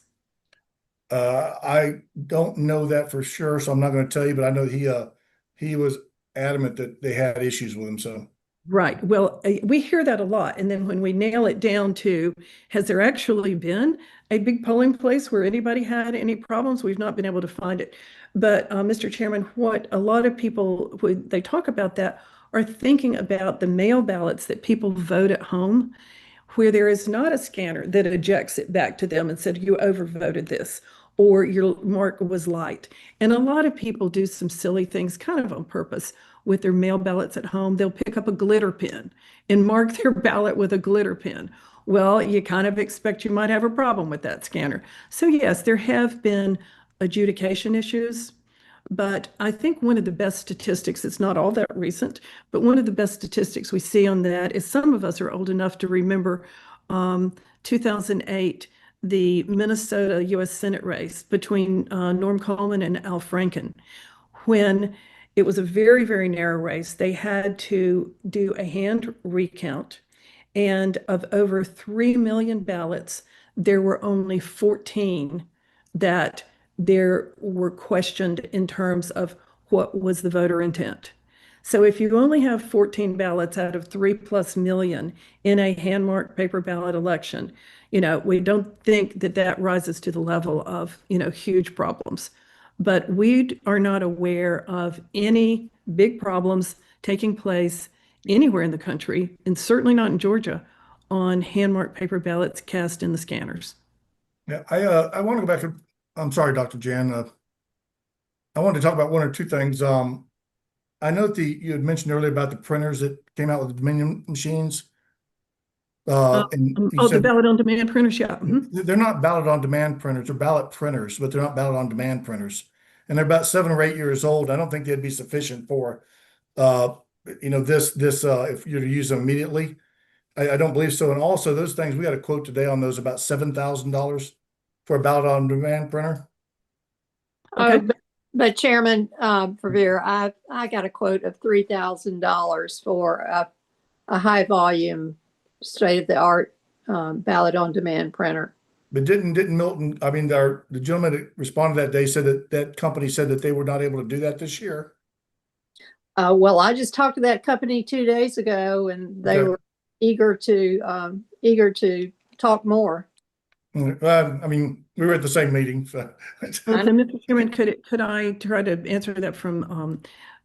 I believe that while some people use ballot on demand as a brand name, and some people had tried to kind of brand name that, but what we're talking about is, I sometimes call it on-site ballot printing, and those ballot printers were in fact designed for that. They came along with a mobile ballot box software, which was Dominion software at the time to do this. But I believe that No Ink has a very viable solution. They also produce your poll books, and it works with poll book data to print a ballot on-site printer. And I'm not suggesting that all the counties go use their old ones. Only about 17, 18, 19 counties are even going to need them. And I would think, like Dr. Johnston's talking about, you'd probably want to go get new ones. There are at least 5 manufacturers. And the last time we checked, we were hearing that there was about a 6-day turnaround for the equipment. So I don't think that procurement should be a big problem here, given that they don't have to be certified. But I do believe it would be incumbent on this board to work with the secretary in making sure that you've narrowed the specs a little bit. Not everybody just goes out and buys the Procurement's list. always a problem when you're dealing with the government. Well, Dr. okay, but sorry at a for interrupting county, you. Please, right, please go at a for it. county level. Yeah. Ms. Marks, could we or the state anticipate and expect that the Secretary of State would provide the procedures and forms and training necessary to transition to hand-marked paper ballots Well, of course, by this November? well, I would certainly hope so, and I would expect that you would have members of the legislature who would urge him to do just that, and I would hope that there could be a cooperative relationship between you all and the secretary to do that.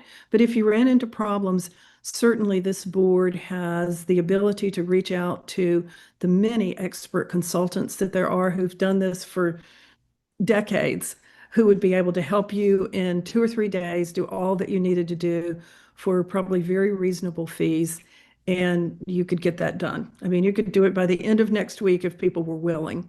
But I'm sure that there's that level of expertise out there, given the thousands of jurisdictions that do this today. Well, thank you for your vote of confidence, but the state election board does not conduct elections. I understand, but you all are responsible for promulgating rules and procedures. And that could, if you found that the secretary was not able to help in the way that you wanted him to, you've certainly got the ability to make some rules, procedures, recommendations, guidance. Right, but the board does not conduct elections. Is a machine marked ballot legal and HAVA compliant? So it depends on what machine marked ballot, but the ones that produce a QR code certainly are not, because that produce a QR code for purposes of having it tabulated. That is not, because HAVA tells us that the vote must be a vote that the voter can verify and change if it is incorrect. It is awfully hard, whether you can read it or not, to change a vote if it is wrong, if it's programmed wrong, as Northampton, Pennsylvania learned in 2023 or 2024. I've forgotten what year it was, actually, 2023. In a judge's race or a judge's retention, yes was programmed as no, no was programmed as yes. And it wasn't a hack, it was just a mistake. The voters, when they realized that they couldn't vote their choice on the screen, there was nothing that could be done. So that ballot wasn't changeable. It will depend on the machine, but the HAVA requirements that we are asking you all to look at are the human readable vote, the requirement to be marked in private, and depending on which touchscreen, the one I use here in Charlotte is the ES&S machine. I don't get to vote in private. The person next to me watches how I vote. So in the same problem in Georgia, there has to be a ability to have manual recount of the vote. So depending on what your machine is marking, in ours does not, the QR code is not manual, it cannot be manually recounted. So we've got a number of problems under HAVA privacy, voter verified. Right.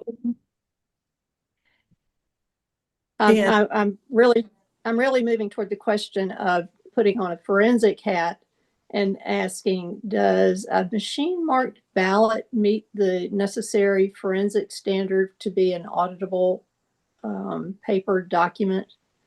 We do not believe, we are confident it does not. It's a bad idea. Whether or not any particular law you are looking at, any ballot marking device is not going to be secure.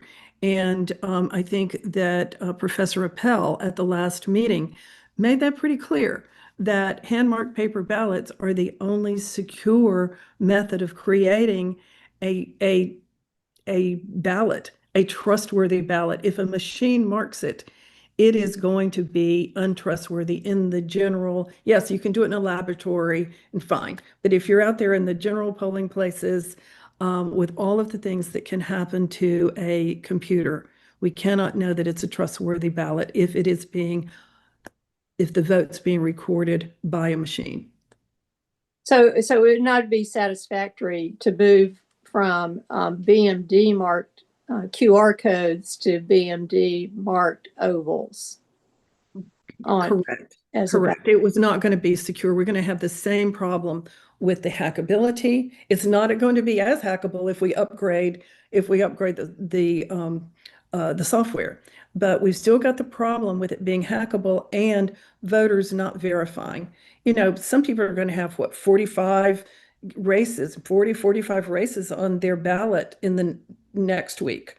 And to expect that people are going to have memorized what they put on the screen with and check it is just not going to happen, no matter how much we train them and beg them to. Let me interrupt for just a second. Ms. Lee, Gail Lee, would you like to turn off your video?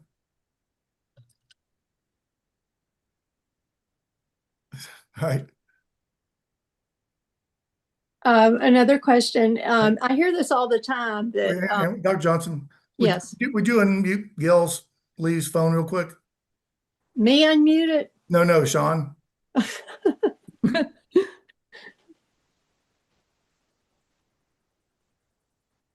Gail, Did you say Gail? Yeah, Gail's phone. Yeah.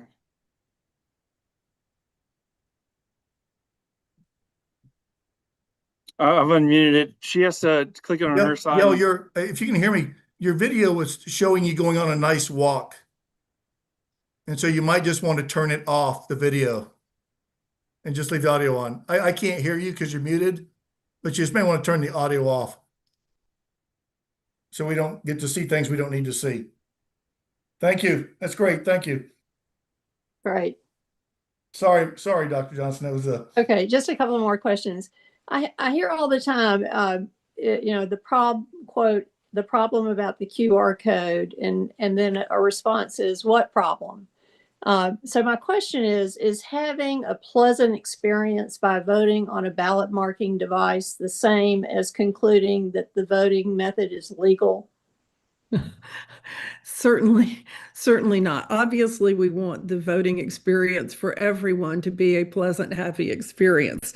But of course, we don't expect the average voters to understand the cybersecurity risk of what they are doing. We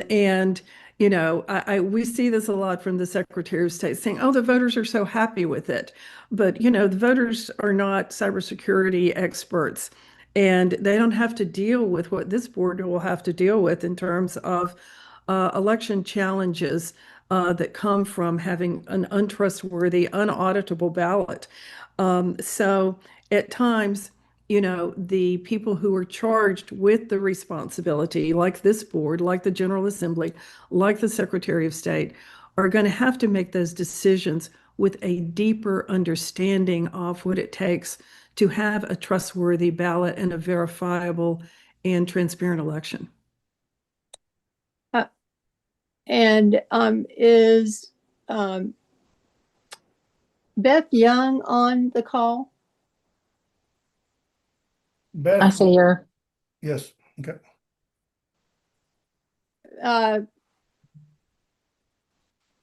Ms. Young, might I ask the question, I hate it, it's not like a pop quiz, huh?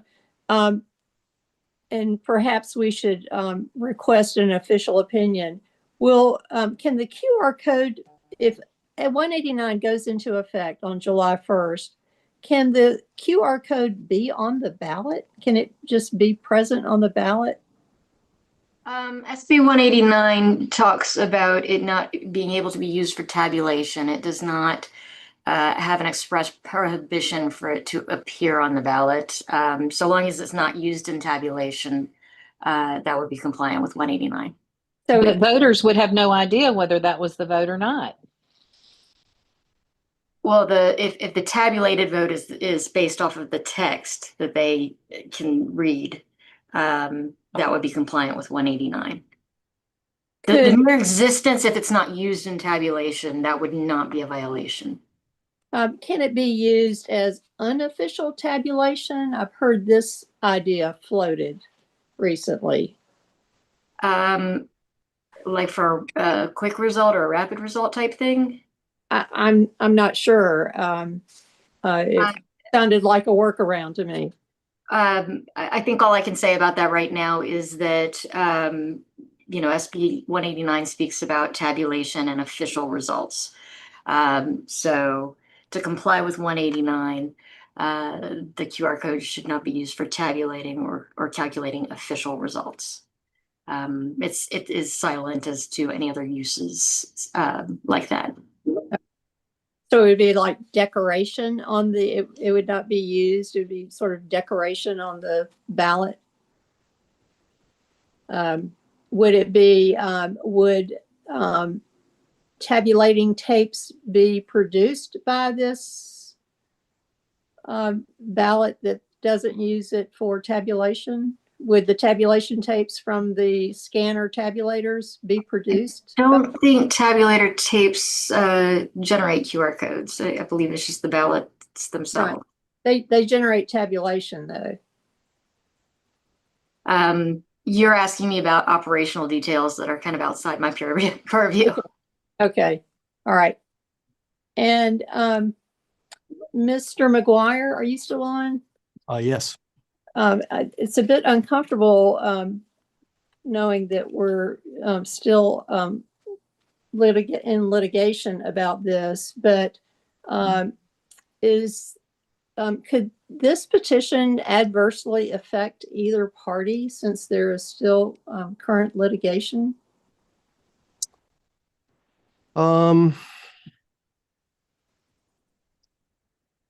Well, off the top of my head, this would be it's a change of law, right? If you adopt a new rule, you're obviously adding some implementation of existing statute. And this is a long case, so the law has changed over the life of it, over the life of the curling case. It's been seven years and counting. I think maybe 8 years now. Maybe it's longer, 9 years. And so we've had a lot of law changes, and every time the law does change, without revealing client confidences, we have to get together and figure out what the impact of the law change is on our position in the case, because when courts rule, they rule based on the law as it is now, unless they're looking at some historical thing.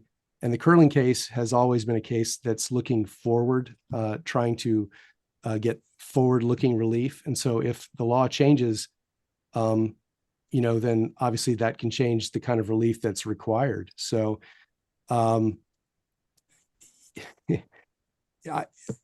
cases do become moot when the thing that they're about goes away.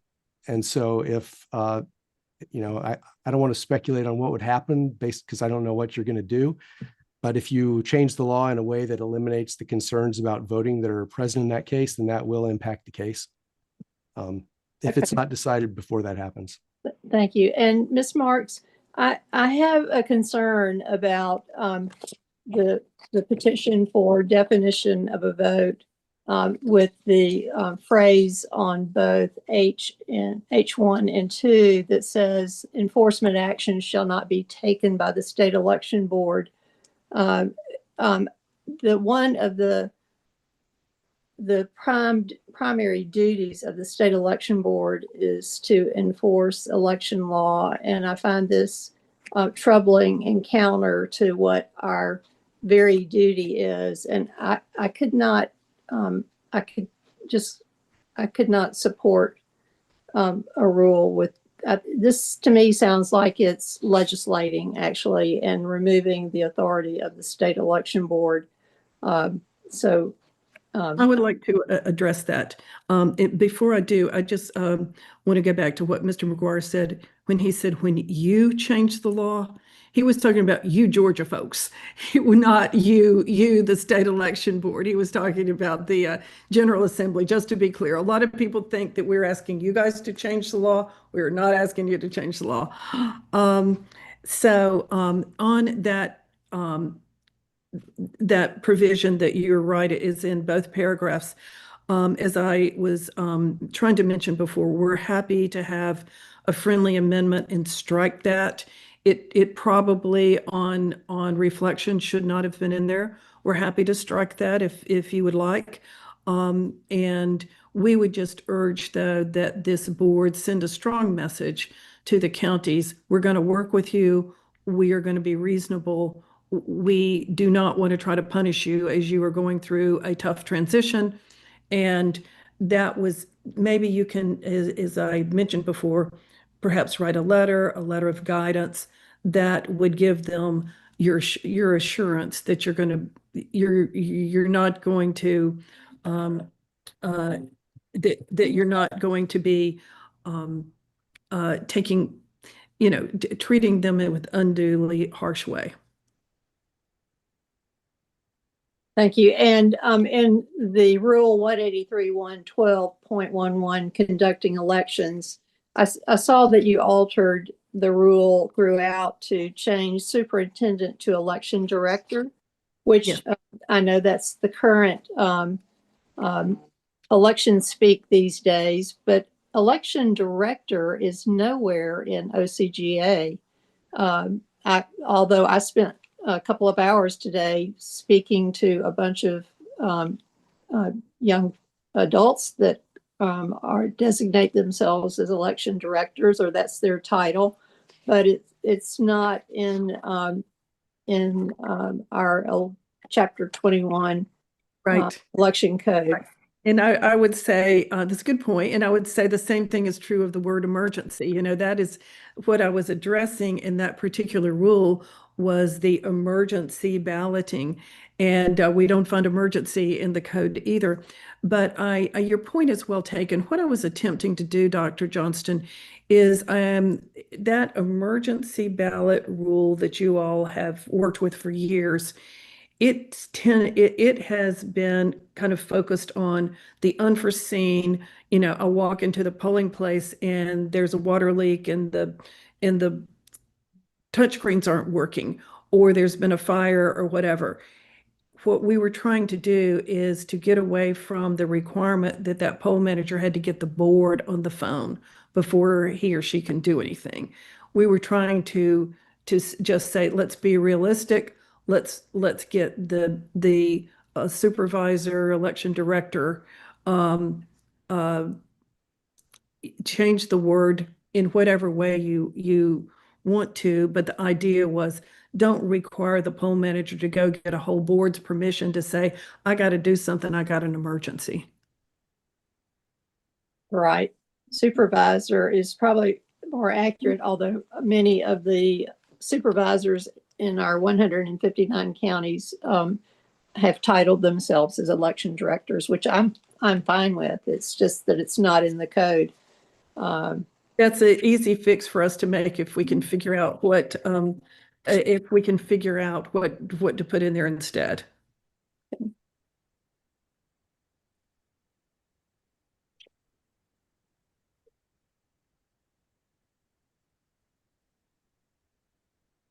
Member Gazal, I think your hand was up first.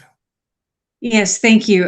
Just a couple of points. As Ms. Marks correctly pointed out, we can't expect voters to be forensic specialists, but also we are not specialists in conducting elections. And again, I find ourselves in a position of making recommendations about procedures and implementation from a position of not having any experience doing that. I want to go back to the conversation about what happened in Virginia, and certain jurisdictions in Virginia had about 2 months to change over their election systems. The total number of voters in those decisions were about 190,000 altogether. I have spoken with some of the election supervisors or the election directors from Virginia who undertook those changes. And we were eliding over an enormous number of the complications and complexities in those decisions. I've spoken with Edgardo Cortez, who was the state election director at the time, who made those decisions. It was not an easy change. It was not a smooth transition. It was quite problematic. I'm not saying that it was not done, but I'm saying that to say that it was, to suggest that this would be easy, quick, and simple is oversimplifying and in fact deeply misleading. And the fact that our election directors have been telling us repeatedly how challenging this is, I want to make sure we are giving them the deference that they deserve. None of them have given themselves titles. These are titles that they have been given and have been signified by the superintendents. And again, state law gives the authority to determine whether or not to use the backup system to the superintendents. If we are trying to change that and say that the election directors or election supervisors or whatever we want to call them have that authority, again, we're going beyond the scope of what statute allows us to do. Of course, the attempt was to, and if you all want to feel like you have to leave it for emergency, and we were trying to address emergency situations, unforeseen circumstances, a fire, the machines don't work, whatever. We were trying to be realistic about that and make a few other simple changes there. If it's important to you all to leave it that they've got to call the board for something like that, or maybe you could say the board's designee. That's not a huge sticking point with us. We're much more focused on making sure that there are procedures to be able to hand out paper ballots in the polling place, and certainly if there's a problem for a poll manager to be able to get early resolution. But we're happy to take amendments on something like that. That's got to be an easy problem to solve. And Member Gazal, I certainly was not trying to imply that it's a piece of cake to do this. In fact, I thought I've said all along in this conversation that it's going to take some of the larger counties a while. There needs to be meetings where vendors are there, election boards, election directors are there, poll managers are there, exchanging information, and let's get started with it soon so that they can have the most support and planning time possible to make this change. I think we keep forgetting that this July 1 date is kind of meaningless with respect to this board's duties. This board has got the duty to deal with this here and now, just as we've been coming to you guys for a long time now saying we're not complying with law with the ballot marking devices. It's important that you honor people's rights to a secret ballot. It's important that you honor all of these other rights that were put into HB 316. And simply saying, well, we'll have to wait and see what SB 189 does is really not the point. This needs to be done now to try to protect the very contentious, it's super, super contentious election year. And if the voters ever deserved a time to be able to know that they are casting a trustworthy ballot that wasn't going to be challenged, it's now. And if your counties are really having difficulty seeing their way through to change to hand-marked paper ballots, and I think it'll only be a few of them who say they can't do it on a timely basis, then work with them on giving them waivers. But I just don't believe that with the proper support and patience that it is impossible. If it is impossible, they begin to have harder and harder question to answer. Why aren't you complying with current law? You know, they are responsible for complying with current law. And right now, I think what they're telling you is we can't do it, but we got to find a way that they get there. Member Grubbs?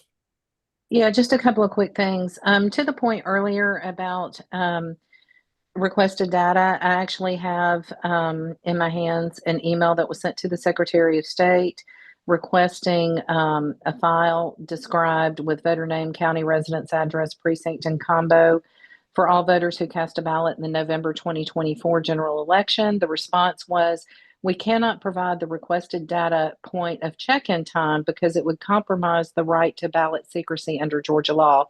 So that reinforces what Ms. Marks said, just making that point.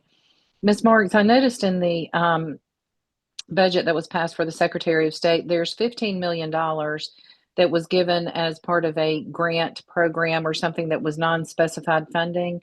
Is there any reason that you know of, or do you have any knowledge of why that couldn't be used to assist counties in going to the system? I certainly don't know what it was. I haven't heard anything about a grant program other than what that one line item is in the budget. But I know that this board can't just reach into the secretary's pocket and take the money. But I would hope that you could go to the General Assembly and ask them to encourage Secretary Raffensperger to use that money. And I believe it is appropriated for the year we are in. That would be in June the 30th of this year, that could appropriate that money for the grants needed for ballot on demand equipment. I don't know how much discretion there is, and I'm just going to offer this as in not knowing how much discretion there is, but what we were recommending when we were looking at legislation was have a buyback program for your counties that say, look, we've made you buy all this expensive warranty, maintenance. Let us buy some of those back from you if you will go ahead and get started on getting in compliance with the law now. We'll buy back some of that extra paper you have. I wish that there were discretion to be able to do those kinds of things. If there is, I would encourage you all to encourage the lawmakers to ask Make the that secretary request. to do that. Okay, two more questions. One is that it's been noted that Coalition for Good Governance, and you're the executive director, that you don't reside in the state of Georgia. What's your motivation in Georgia? Okay, that's interesting. Okay, we do have a lot of members in Georgia who are voters, and we represent their interest. Yes, I don't live in Georgia anymore. I used to. I had my career there. I hope to again, but right now it's not in the cards for family reasons. But I hope to again. Anyway, of course, we've worked hard in Georgia since 2016. In trying to protect voters' rights. And the motivation in Georgia is in part because Georgia has the most complex and actually the most challenged and the most under question, because it's the least secure voting system in the US. And that is why you see not just Coalition for Good Governance, but many other experts offering their time. And I say other experts, not that I consider myself an expert. No, But I'm like not. like Professor Appel and people like that, Professor Professor Appel, Halderman. yes, and others who will absolutely always answer the call, as does Dr. Stark, for Georgia, because Georgia has the farthest to go to catch up with the other states in election security, as well as no one would doubt that Georgia is a target state this year. It is a purple state. It is the U.S. Senate race is going to be extremely competitive here. Other races are going to be competitive. And therefore, with all the attention and with an entire state operating a system that is not in legal compliance, Georgia's begging for problems. Therefore, Well, let me ask you one other here. question. Yeah. And this is, I'm a rip the Band-Aid off kind of person, so I just ask the questions. Mr. Chairman, you don't have to laugh at that. I'm going to.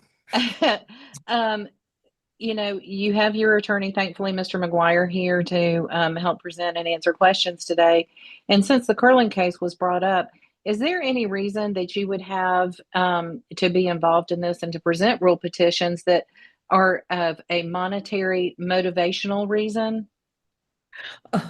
I wish. Um, Absolutely not. If anything, you know, if we were looking to win the case at all cost, and you know, I don't even get a salary for what I do. This work is negative cash flow for me. Um, but you know, we definitely have asked for our attorney's fees for the first portion of the case that we won, and we would hope to win the case and recover attorney's fees.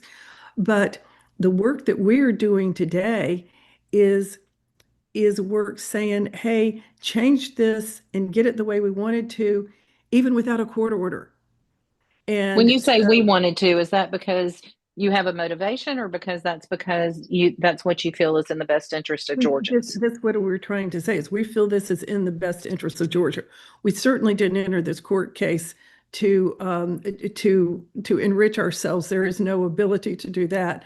But this petition outside of the court case is an attempt to do in a faster, you know, manner than what we could get done in the court case. And you have your two co-petitioners on the call today, correct? Correct. And they are not plaintiffs in the CGG curling case. Okay. Yes, and I appreciate them being co-petitioners here. They are members of CGG.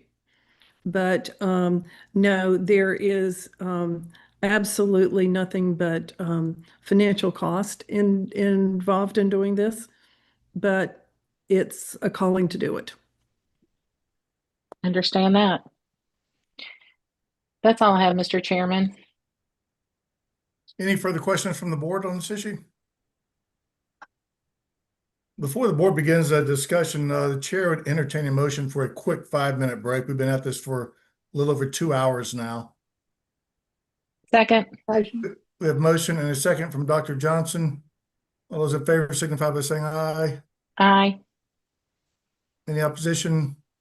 Hearing no opposition, so moved. We'll take about a 5-minute break. We'll return at say 5:25 or so. Thank you.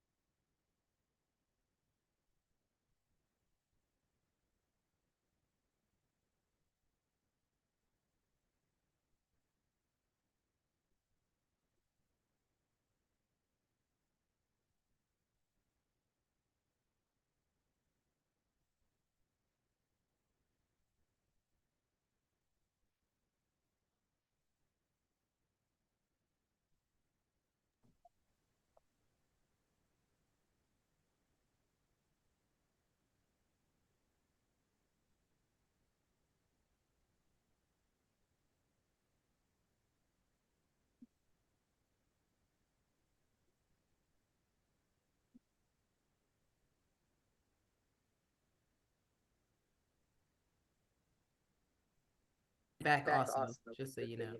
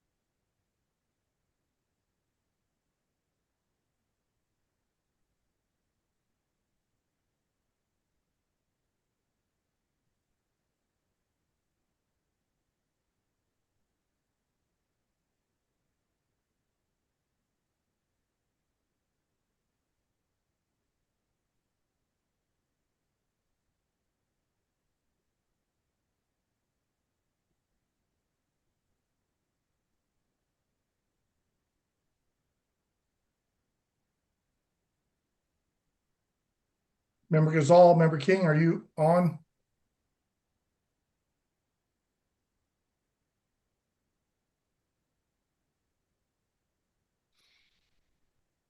Yes, I'm here. Great. Come on. This board is back in session at this point. Before the board chair entertains any motions, are there comments to be made by members of the board on a petition that was heard?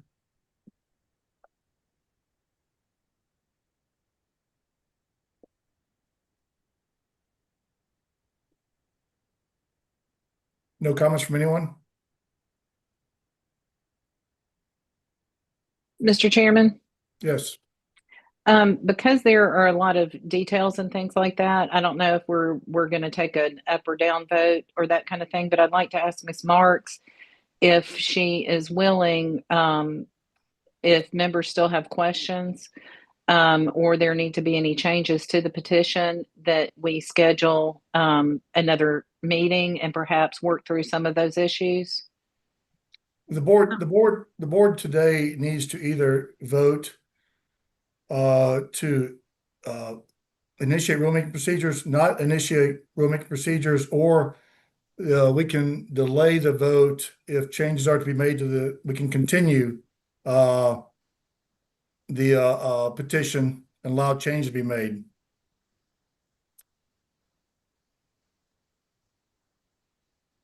I can't hear you. Please unmute Ms. Marks. Okay, thank you. Certainly, Ms. Grubbs, we're happy to sit down and work through in the meantime between now and a meeting, presumably early next week, because you are on such a tight deadline to meet your June 3rd meeting if you were to try to adopt a rule at that point. We're happy to sit down and take the input from you guys or anyone else to try to come up with amended language that is precisely on point. Because given how tight a schedule it is, we don't want to have any false starts. So, if you want to try to continue it for that purpose, be happy. Well, at this point, you would need to withdraw your petition for amendments, or the board has to vote up or down on it today. So we can continue it, but you have to withdraw it from today's vote.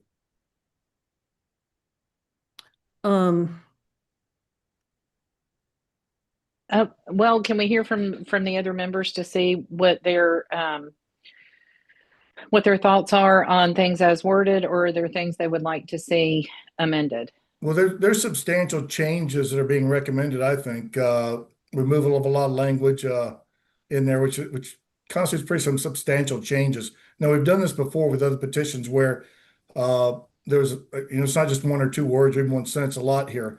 Well, we've allowed them to withdraw it for, in fact, I think we did it with yours, Member Grubbs, and allowed changes to be made and then brought back before us, with a revised petition. So. May I suggest, I'm trying to understand procedurally why that might be. May I suggest that we don't actually withdraw it, but instead, because I don't believe that it is required, as I recall, the provisions of the rule I don't think you're required to make this decision at this meeting. You're just required to make the decision within 30 days of our submission of the petition. I don't think there's one that's a rule that says you must make it at the next meeting. So The 30-day requirements once we initiate rulemaking procedures. there's that 30-day requirement as well, but you all, as I understand the rule, from the time you get a petition, which would have been April the 8th, that you have 30 days to act on that petition, and that 30 days hasn't run out. Then there is, in fact, as you say, a 30-day clock that starts when you initiate rulemaking.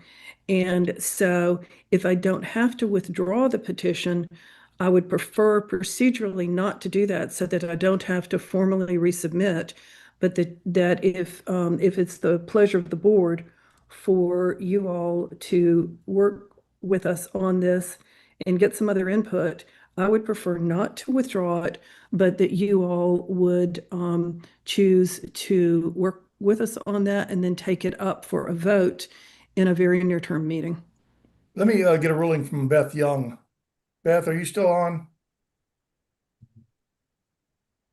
Yes, I'm here.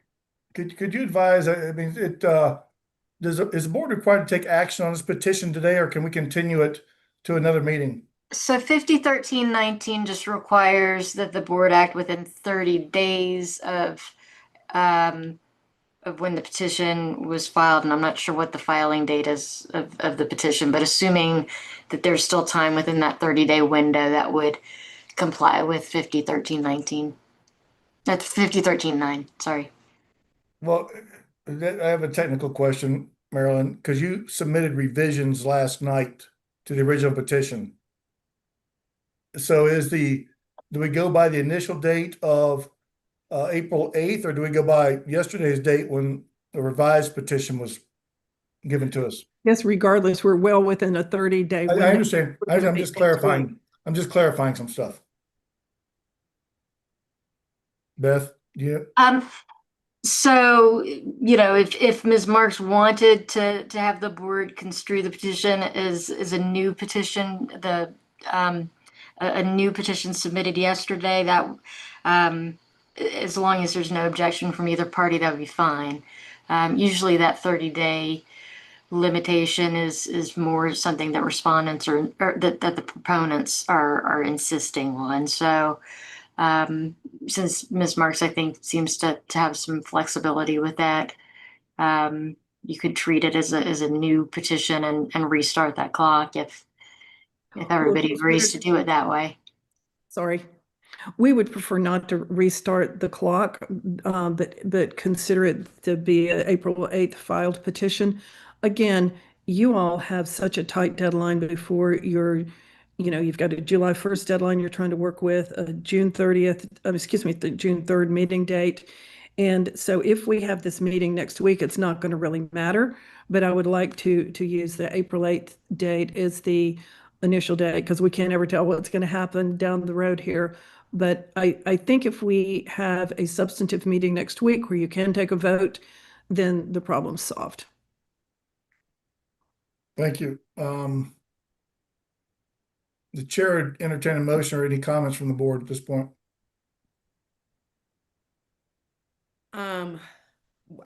To speak to what Sally mentioned earlier as to what my thoughts are regarding this, I would like to have it more detailed. My concern with this rule is that I can't explain a lot of the nuances of the rule. So if someone was to ask me about it, I can't defend it fully, because a lot of it has to be flushed out between the SEB to give it, to kind of explain the controls, to explain the ballot counting, and to explain how it works. And so, to be clear, I don't mind being on the record with this. I do not disagree that with Ms. Marks that the board has the authority. I don't. That's not my hang up. I do think that we have more authority than what we are perceived to have. And so I'm okay with that. However, What I don't want to do is present something that will be challenged in the courts that we can't fully explain or defend, and now we're stalled. So we're now heading into the election and we're at a standstill. So I would like to present a board. I would like the board to present a rule that has a lot of what Ms. Marks has, but it explains a lot of the areas where the SCB would have to define. And so that way I can feel fully committed to being able to back it, stand behind it, and not be concerned so much with the lawsuits that may come, because we can back it up, we can defend it. So that's my only concern, is that I would like a rule that is a little bit more defined in the areas of how this would be rolled out. Because what I'm thinking what could possibly happen is, even if we have a session, we don't know if they're going to do anything, if it's going to change anything. So now we're sitting in a position where we've lost time. We don't have anything to present to a judge who would then have to, decide. So I do think that the board, that we can come to some type of resolution and guidance for the counties that can also serve as guidance for a judge if we find ourselves in that position as well.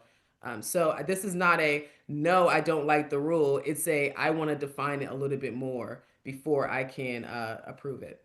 Okay, well, we're certainly happy to sit down and work with you all on that, as well as I would suggest you'd want to get some input from your election supervisors, superintendents, directors, all of the above, and in terms of some of the practical things.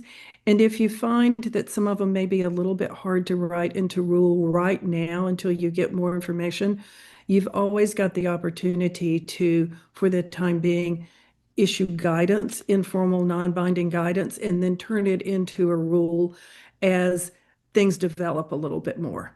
Yeah, I agree with that. Thank you. Any other comments from board members?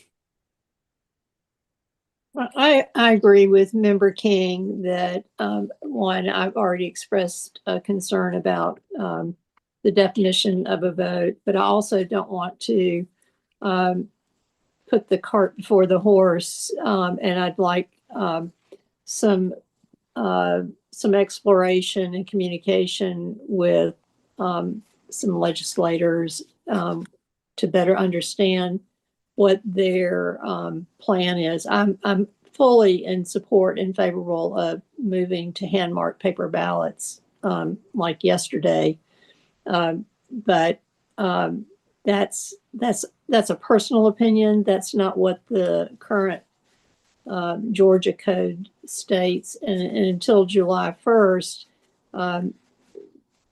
the following the code as is what we need to do, and we are not in a position to legislate, which I consider some of this a legislating sort of act.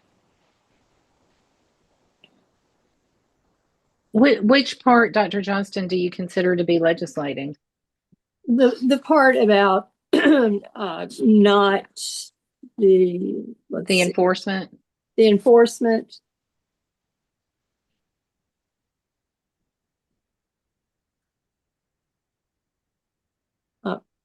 So in the definition of the vote,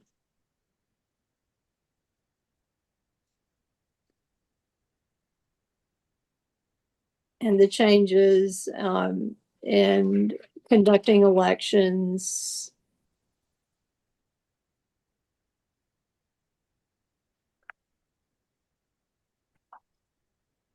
the legislature, as we've said many times before,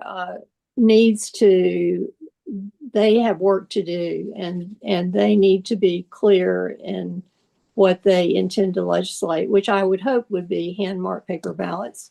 But we need to wait and see if that occurs with a special called session. If it doesn't, then we will proceed with whatever measures, be it emergency measures or whatever's necessary but we will also need legal counsel, because I suspect whatever is done will end up in the court system. I guess I'm confused because we don't know what the legislature is going to do. I mean, they just came out of session, and any additional changes to law was not done. And so we are left to deal with the situation the way that it is. And I personally don't feel like the rule proposal is legislating anything. I believe it's making rules. I mean, there's all kinds of boards that operate across the state of Georgia that make rules, and it doesn't mean that they're legislating anything. We're not. I would need to see more definition of how making rules is legislating. Is it? I think the Supreme Court clarified that a little bit for us last year on some of the rules that we made. That's about as clear as definitions we're going to get these days. So, Well, again, it's like, will somebody open this book and tell me which laws we're going to enforce and which laws we're not? What the legislature needs to do is to be specific and say either they're moving to hand-marked paper ballots or they're not. But the way that their proposed legislation, which none of which passed during the session, did contortions and backflips to not actually commit to the move to hand-marked paper ballots. Yet here today, we've been talking for 2 hours about hand-marked paper ballots. Because that's already in the code as far as a backup balloting plan. The legislature already did that when they described the backup balloting procedures. That's where I'm confused. When we have a system that is not compliant with law, and when we have SB 189, and to Ms. Young's point, when it comes to whether the codes are on there or whether they aren't, we already have a system that is impossible or impracticable. So we go to the backup balloting procedures. We're not trying to legislate, we're going to have hand-marked paper ballots from now until the end of time. But as of July 1st, the system is additionally not going to be compliant with law. well, here's my problem. So I've made this clear on multiple points. I don't think this board ought to get in front of the legislature. I don't think we ought to legislate we should make rules that are consistent with current law. And the People's House spoke on this issue, and they passed 214 overwhelmingly, bipartisan bill that passed overwhelmingly. The Senate failed to take it up. They did, for various reasons, but the Senate might have passed it too if it had been allowed to be voted on. But the House voted on it. The House spoke on it, and the legislature deserves a right to get this correct, to get it done. And I feel like that we shouldn't step in front of them at this point. There's a more than reasonable chance that they'll have a special session to do this, and if they don't, then we can resolve whatever issues at that point. But so you're saying it's okay for us to not comply with law as the law stands today? It's not what I said. What I said is that I think this has been a legislative issue all along. They created this problem. They haven't resolved this problem, and they deserve a right to resolve the problem before we do. Well, and I must say, Chairman Fabier, 214 was a terrible bill, and I could not support that. And so even though you say they presented it in the House, passed it, it did not solve the basic problem or meet the goal to actually remove the QR code. It was some sort of jumping through magical hoops upside down and sideways to pretend like they were not using the QR code and actually use an optical character tabulation that is not EAC certified. So that was not a solution and not satisfactory. And I'm so glad the Senate did not vote for that. I am very grateful. Well, I wasn't opining on whether it was a great or a bad bill or ineffective or whatever. I'm just saying that the legislature spoke, or at least the People's House spoke on it once. And my opinion is they deserve the right to fix this. Whatever the fix is, they deserve the right to do it before we do. But here's the thing, though. I'm not trying to legislate or anything. All I'm saying is what is in this book is the law as we sit right now. It doesn't matter what the legislature did or did not do. We have an obligation to comply with the law, and we have the obligation to write rules that are in accordance with law. And I'm not hearing, I mean, you know, I agree with Dr. Johnston. As a side note, I'm so thankful that the Senate did not take up 214. And I would be remiss if I also didn't say that there were quite a few representatives who reached out to me that were glad that it did not pass and that it did not resolve the issue. So I don't really think we need to get into an argument over the House versus the Senate. We have lawmakers that work very hard at their jobs and doing all the things, but that doesn't absolve us of our responsibility. Well, I think that's where we disagree, because I think it's their responsibility to fix this issue. So they're going to write the rules on how to conduct elections? They're going to create laws that that aren't in conflict, and they're going to create laws that yeah. Okay. Well, I would propose, just like speaking to the election directors earlier today, that we as a board should anticipate that SB 189 will stand, and we should get to work ourselves and not rely on petitions necessarily from outside, although I like things in Ms. Marks' petition very, very much. But the board has some work to do, perhaps, to anticipate July 1st. And I think we should get down to work on that in anticipation of that.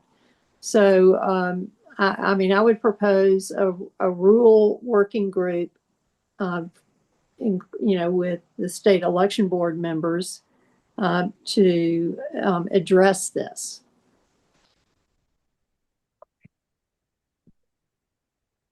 I would not be opposed to that. I agree with that. Mm-hmm.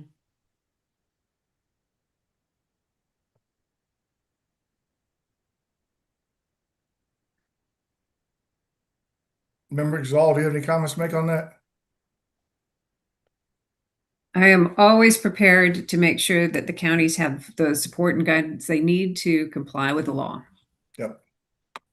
And Dr. Johnson, I've told you before that I'm full agreement that the counties need to be prepared one way or the other for this. So.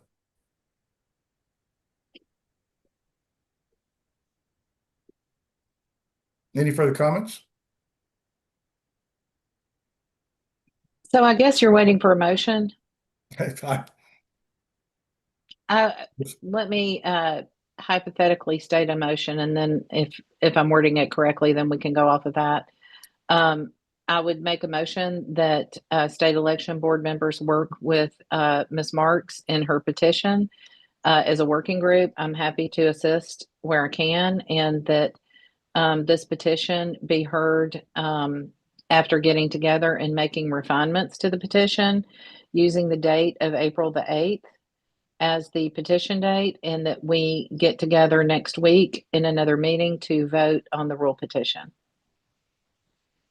Does that sound feasible? Well, I think that you can make the amendment that, or make the motion that we put together a group to work with Ms. Marks on this. I would like to look at the dates for the meeting. I'll let y'all know later my availability. I don't want to do that in a public, so. Okay. My question is, Sally, this petition will change by having two sentences removed from it, and perhaps some of the individual wording in director in the rule conducting elections. Is that enough of a change that it should be submitted again as a petition? Well, I think Member King had also asked about some further stuff being added to it, some further explanation. So there's, it seems like there's a lot to be added, removed and added to this. Yeah, I would just like to explain where it says like cybersecurity controls, ballot accounting, things of that nature, stuff that can be questioned. I would like to have some, it doesn't have to be a full, explanation, but just a little bit of a summary of what that means so that it can't be challenged by, for having a lack of understanding.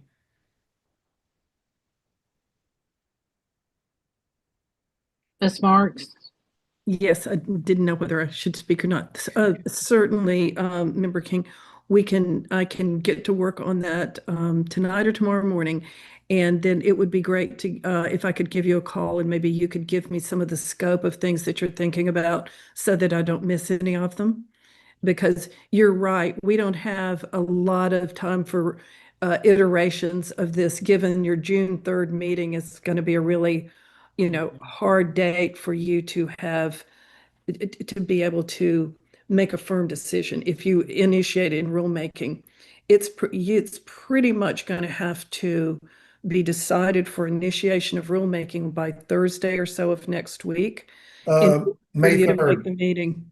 May 3rd. May 3rd would be the day. Well, that would be the date you have to deliver it to the No, that's the date that we have to initiate rulemaking in order to hear it for the June 3rd meeting. See, I'm sorry. I thought it was a 30-day delivery period from the date you delivered it to Ledge Council to your meeting date. Now, my understanding is that you have 30 days after you initiate rulemaking procedures. Okay. Could we ask Ms. Young just to make sure about that so that we don't, I mean, I'd love to have more time. That would be great, but I just didn't want to miss. Last time we did this, it took your staff a little bit of time to put together all the formalities and walk it over to Ledge Council. Ms. Young, you know the question I'm asking? So I'm a little confused about exactly what the timing that you're talking about is. Legislative council, that 30-day window starts from when the board proposes a rule. So that 30 days hasn't begun to run yet. Right, and that's because there's not a rule that's been voted on by the board. So right. I think what we were trying to do, Ms. Young, is to back up from, they have a June 3rd date right now on the calendar that would perhaps be the date that they would adopt this as a rule. Therefore, backing up from that, what is the date that it has to get to Ledge Council in order to have what's it? And I thought it was 30 days there. So right, that would be 30 days before a final vote. So if there were to be a final vote on the 3rd, you would back calculate it, and let's see, 30 days of September. So it's a 31-day month. So you would have to by May 2nd. Am I doing that right? Would have to get that to Legislative Council. And I was just thinking, if you try to do it that same day, your staff's going to have to be really ready. No, I'm sorry. I think you'd have until May 4th. Okay. I was doing it backwards. I would always encourage, y'all to not cut things quite so closely. If you're going to do that way, I'd say calendar for, 31 days maybe, but 30 days is the minimum for notice to the public and for Legislative Council. There are public comment provisions that apply as well. 5013-4 is the applicable code section that y'all need to watch out for in that regard. So it kind of seems like it really needs to happen next week. And if it were to be Friday, that's going to be cutting it close unless right. and help them over the weekend. I would encourage everybody to look at the at 5013-4 because there's the requirements are pretty strict in terms of having to have the exact language of the rule and a synopsis of that rule. So Yeah. I would encourage everybody to take a look at that. If the board is going to propose a rule, to look at that in connection with drafting that. From my perspective, the questions I have is based on the way the rule is written as is. But if it changes and some of these things are pulled out, then I won't need, there will be no need for clarification too. So I don't want to create extra work. And I guess my point is that I just want to make sure that I fully understand how this is going to roll out and that it's clear in the rule that is submitted for final approval. Okay. May I call you tomorrow for you to maybe go over some of the details of that with me so I'm real clear on what to do? Yes. Thank you. I know my schedule's a little wild tomorrow, but we'll see how we make it work. Okay, I'll give it a try. So what's your motion, Member Grubbs? Okay, so my motion would be pending clarification with the working group, which I'm happy to be part of. Definitely Ms. Marks and Ms. King and Member Johnson, Ms. Gazal, do you want to be part of those conversations? That becomes an official meeting. I'm sorry? You have to be careful. More than two members becomes an official meeting. Yeah, right. Subject to notice and comment. Be careful about that. Right, that's why I'm checking. So you and Ms. King and Ms. Marks? I was thinking, I would like to, I don't know if we are going to just resubmit this rule, or if the SEB is gonna take some of it and create a rule. Like I'm a little unclear on that. So it sounds like, I don't know, Dr. Johnson, correct me if I'm wrong, but it sounds like you wish to have a working group that's a SEB group that's internal versus putting together a group that is like Marilyn Marks's group. And I guess I'm a little confused. What type of group are we talking about? One that's at the outside where we're just working with CCG, or are we doing this internally? Well, my thought was a rule working group that would address all of the aspects of a SB 189 and its implementation. I mean, Ms. Marks has zeroed in on definition of a vote and conducting elections, but perhaps there are more areas that need to be addressed, and that I would want to elicit the input from legal and other voices for possible rules if we're indeed moving to implementation of SB 189. Yeah, But we're just addressing this petition, though. Right. This is just addressing the petition. Then perhaps Ms. Grubbs and Ms. King can just address this petition. Okay. Will this petition be overrode if we present another petition that has the details and the implementing 189? Marilyn?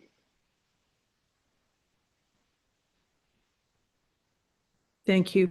Member King, I think what we can do is keep the CGG petition general enough and still appropriate and workable, so that if you want to come along behind a week or two or three later with much more specifics, that there won't be in conflict.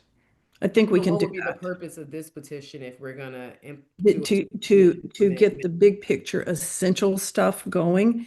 And again, we're trying to make sure that the counties get as much notice as possible of any changes they need to make. And every day that ticks by is a precious day for them. So therefore, I'm urging that you all get all of the bare bones, the essential that's needed so that they know which way they're headed.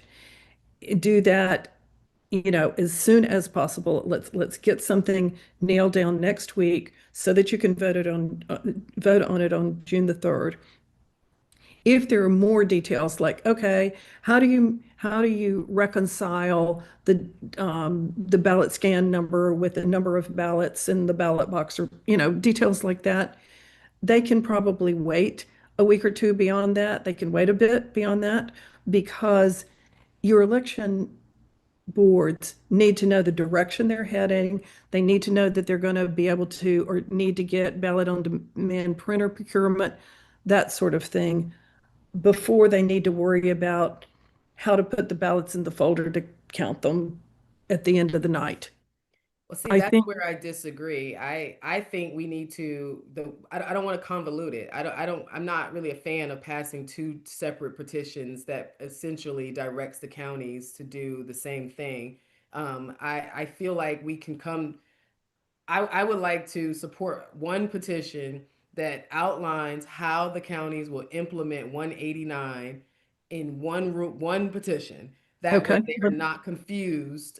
So I yes, don't necessarily agree with passing a petition just to kind of like say we passed the petition and then there's no definition or there's nothing in it that actually guides the counties towards what they should be doing. okay, how about this? I feel like that will do exactly what you're trying to prevent, which is stalling and kind of dragging it on. Right, okay, let me try this. So of course, we could go on with details for 10 weeks in terms of if we just kept digging and digging. How about we do this?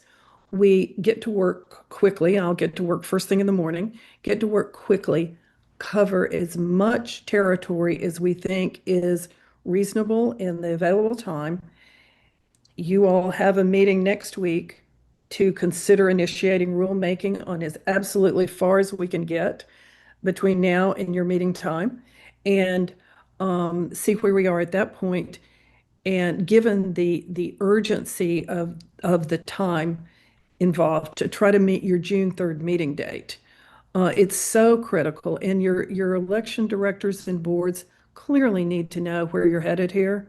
So let's get as much as we can accomplish. And then if you still see some holes, maybe you can follow on in the next several days behind that. But I don't know that That's we'll ever not get to a point of saying, okay, we're now 100% complete with everything we need to know. Let's Yeah, get as far as we that's where can we're next week. differing. I don't feel comfortable presenting a portion of a rule to the counties. Okay, all They right. need clear, because we keep saying that they need clear direction, and that's what they need is clear direction.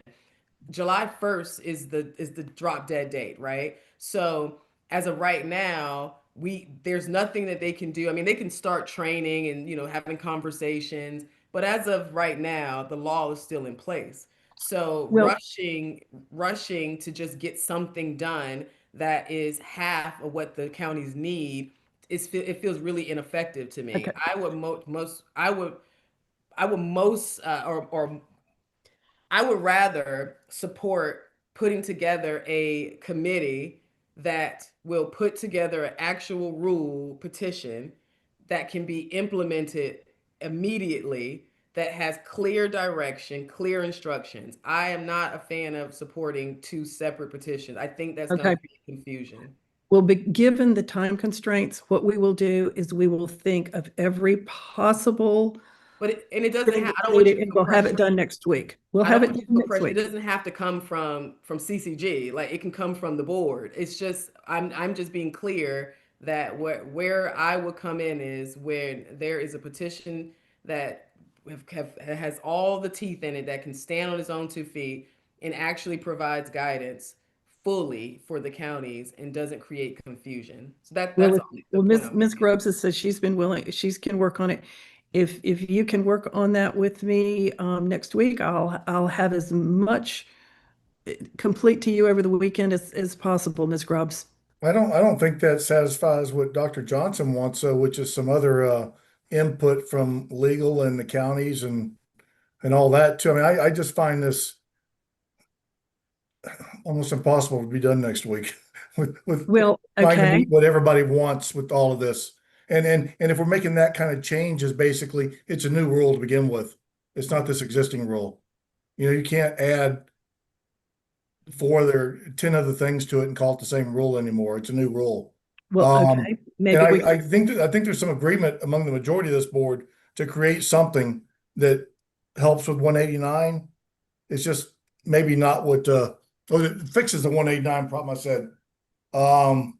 That seems to be what I'm hearing from the majority of these members, but that's not what's here today, possibly most likely. So May I clarify that our rule has almost nothing to do with implementing 189? As I was asked before, how long it will take to implement 189? It's probably a 3-year process, and there's not money for it. 189 Well- cannot be implemented, period. oh, for a we long time understand yet it. to come. I understand that. I understand that. But we keep saying that that's what it's our fixing rule is. fixing the issue with 189. It's fixing the issue. Okay. Yeah.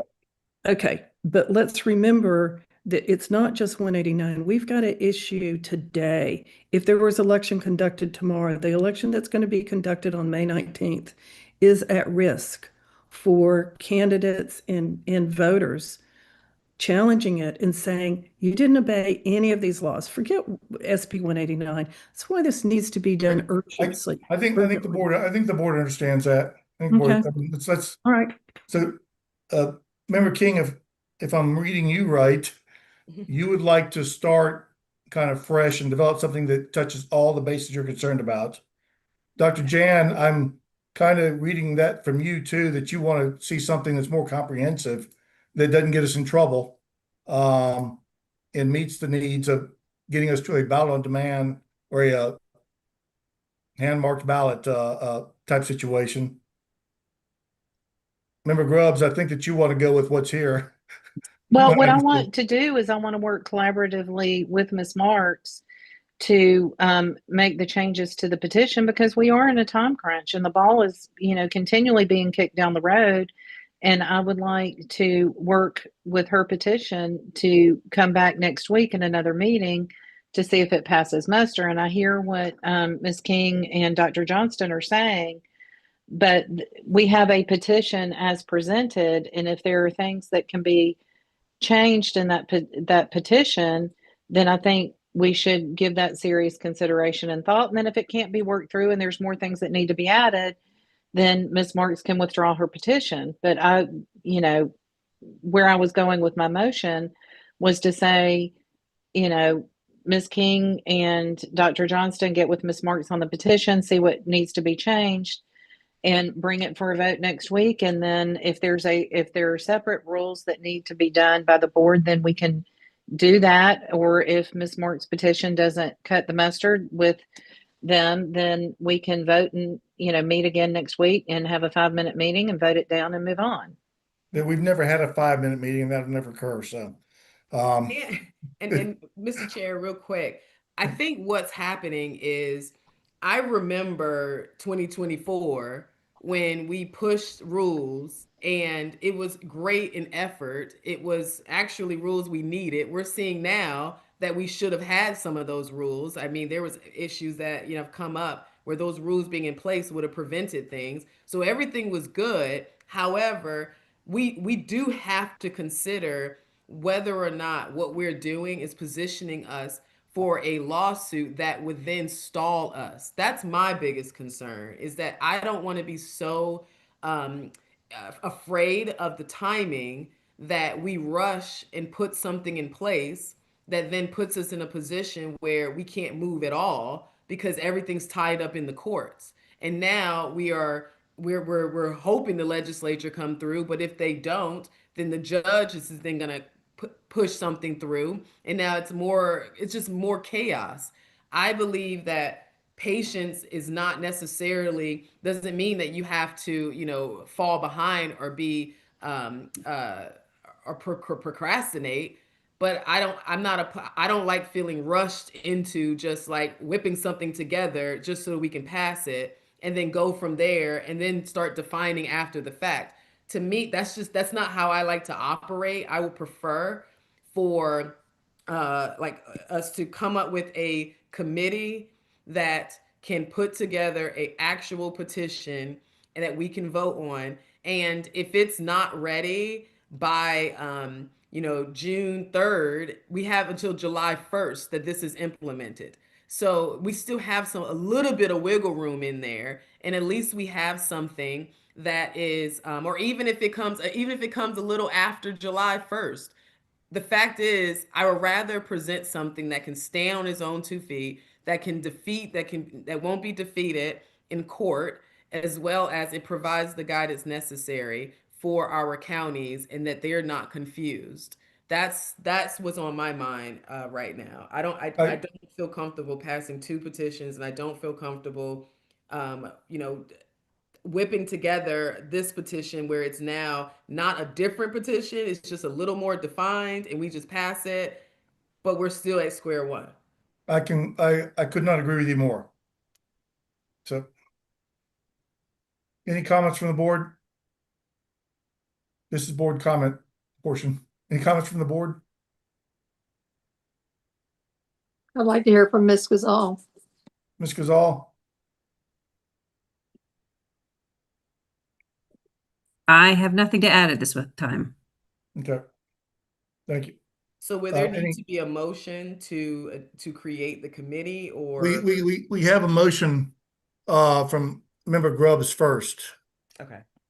Yeah, So my motion was to work together on this to see if it's workable and to have a meeting next week to give an up or down vote on the petition. is there a second for that motion? Hearing no second, the chair will entertain another motion. Oh wait, I think Sarah, were you? Member Gazal? Member Gazal? I'll second that. I'll second Ms. Grubbs' We have a motion and a second to meet with Ms. Grubbs. I'm sorry, with Ms. Marks, and try to work out a alternative to her petition and meet next week to vote on it. Any further discussion? All those in favor signify by saying aye. Aye. Aye. Any opposition? Nay.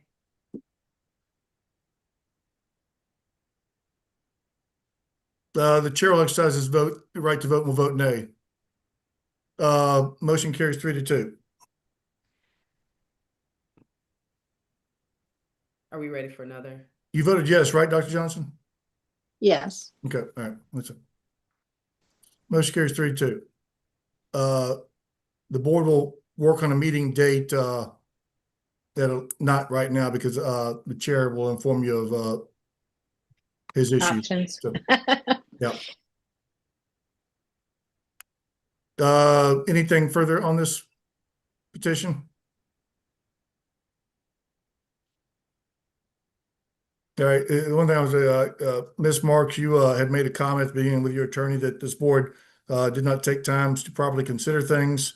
And you presented for 20 minutes. We've been at this for 3 hours now. So I think that there was plenty of discussion about your petition. So I expect you to withdraw those remarks. But this board not properly considered. With only 3 hours, oh, no way. Yeah, I think that's sufficient time. The next item on the agenda. Seriously, thank you very much for the deliberations. We greatly appreciate it. The next item on the agenda, if I can find my agenda, is a petition submitted by Dr. Johnson to adopt a rule for the numbered list of voters pursuant to Rule 183-1-12-.02 definitions and 183-1-12-.11 subsection 2 subsection A conducting elections. Dr. Johnson. Yes, thank you very much. This rule is presented last week, which you all heard, and the only revision to it was to remove at Member Gazal's suggestion the last part of the phrase of a definition of numbered list of voters that refers to legal machine. So the wording very quickly is that numbered list of voters as definition is placed into the as state election board rules, and it reads as numbered list of voters means one or more sheets of uniform size containing consecutively numbered blank spaces for the insertion of voters' names at the time of and in the order of receiving their ballots. Likewise, in Rule 183-112.112A, the rule is amended to say the voter's name shall be recorded in ink and entered on the appropriate numbered list of voters. Numbered list of voters means one or more sheets of uniform size containing consecutively numbered blank spaces for the insertion of voters' names at the time of and in the order of receiving their ballots. Member Gazal had several questions concerning this petition. As you know, the purpose is just to enforce current statute. And as you remember last week, that I had presented a slide that showed that a numbered list of voters is cited 15 times in Chapter 21. It provides for a paper auditable election document that is very important and preserved and retained by the clerk of the court and the superintendent. It also establishes consistency with HAVA, although HAVA doesn't specifically mention poll books. HAVA does emphasize the need for auditable paper documents in elections.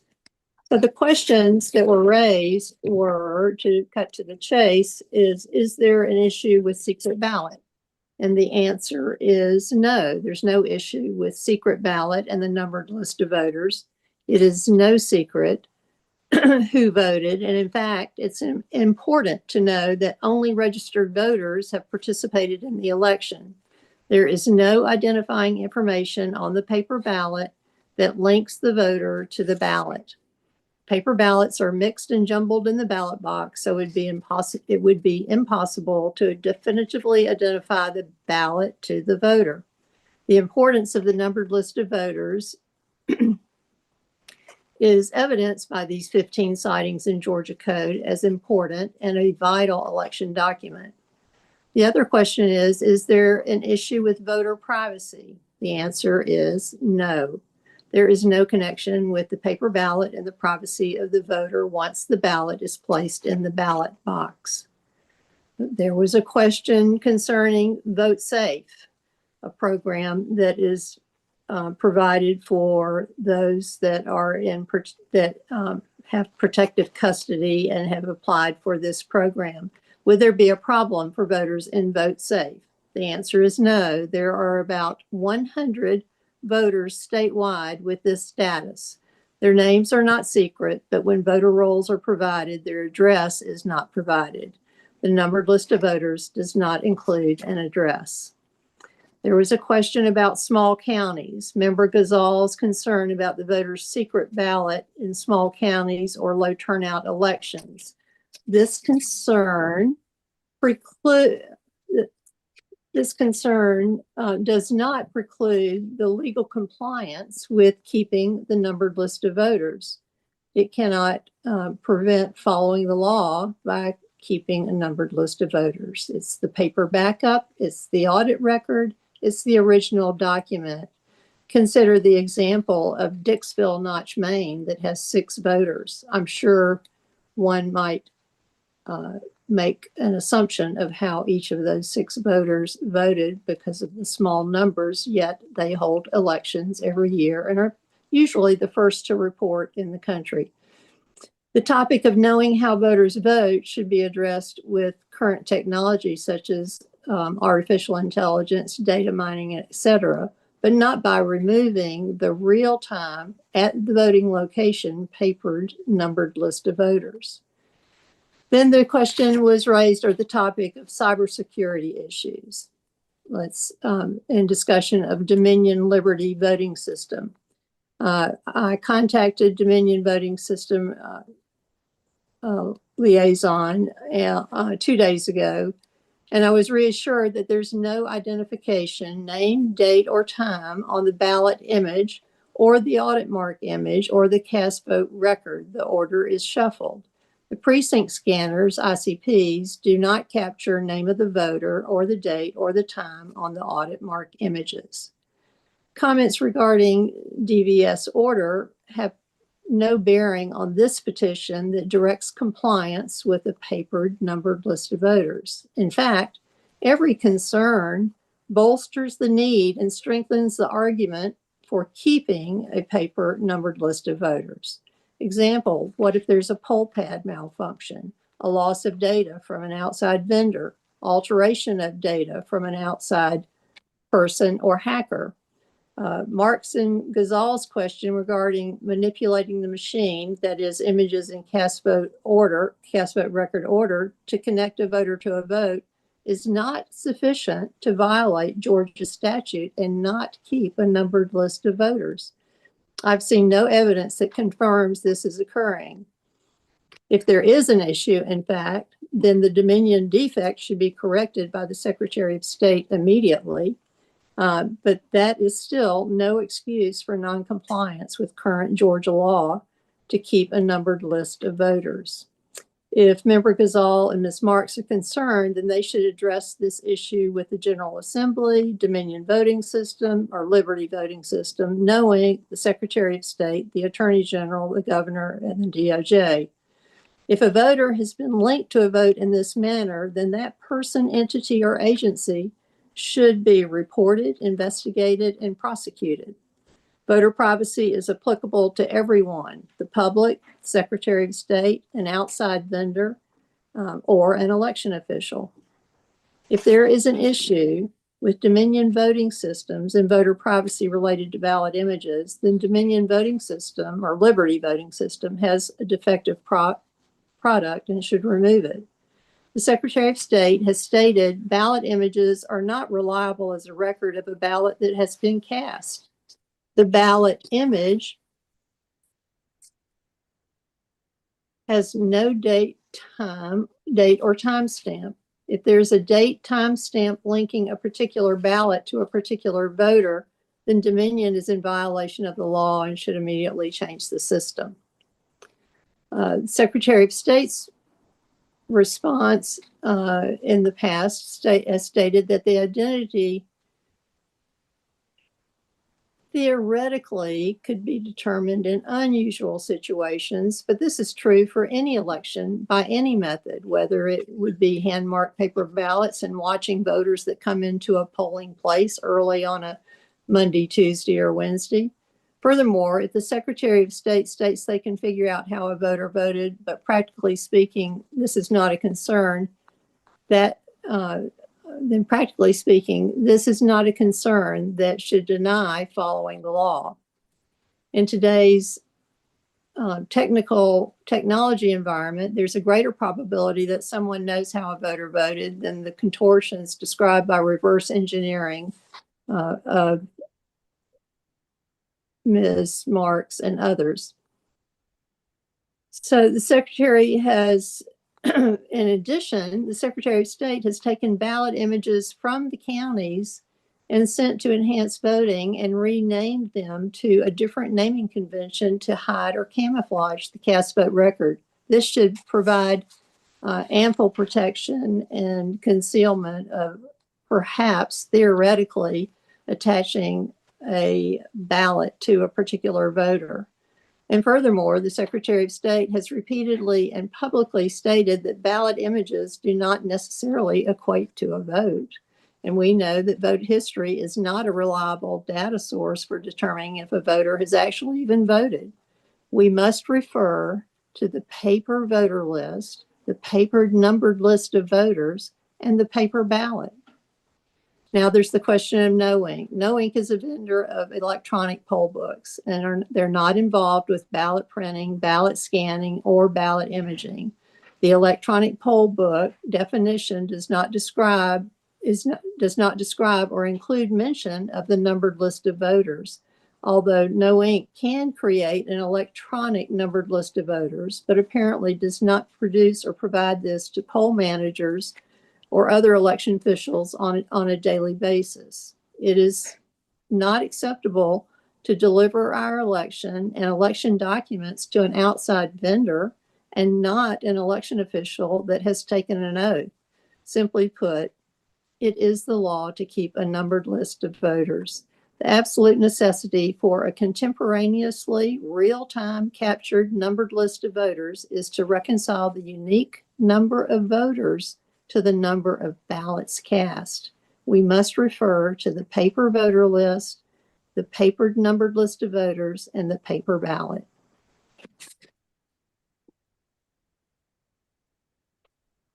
Questions or comments, please? Thank you, Dr. Johnson. Are there any questions from the well, we have one from Member Grubbs. Thank you for staying within your 20 minutes, Dr. Johnson. Member Grubbs, you have a question?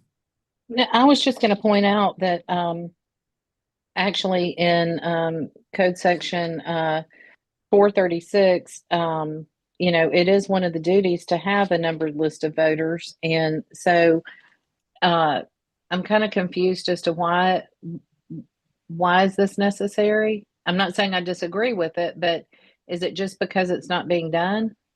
It's just because it's not being done. So in my discussion last week, in the presenting of this, I asked myself the same question. It's in the code, and indeed it is. So it's certainly not changing the law. So it certainly meets muster with the new Supreme Court criteria for acceptable rulemaking, but it's not being kept. It's not being done.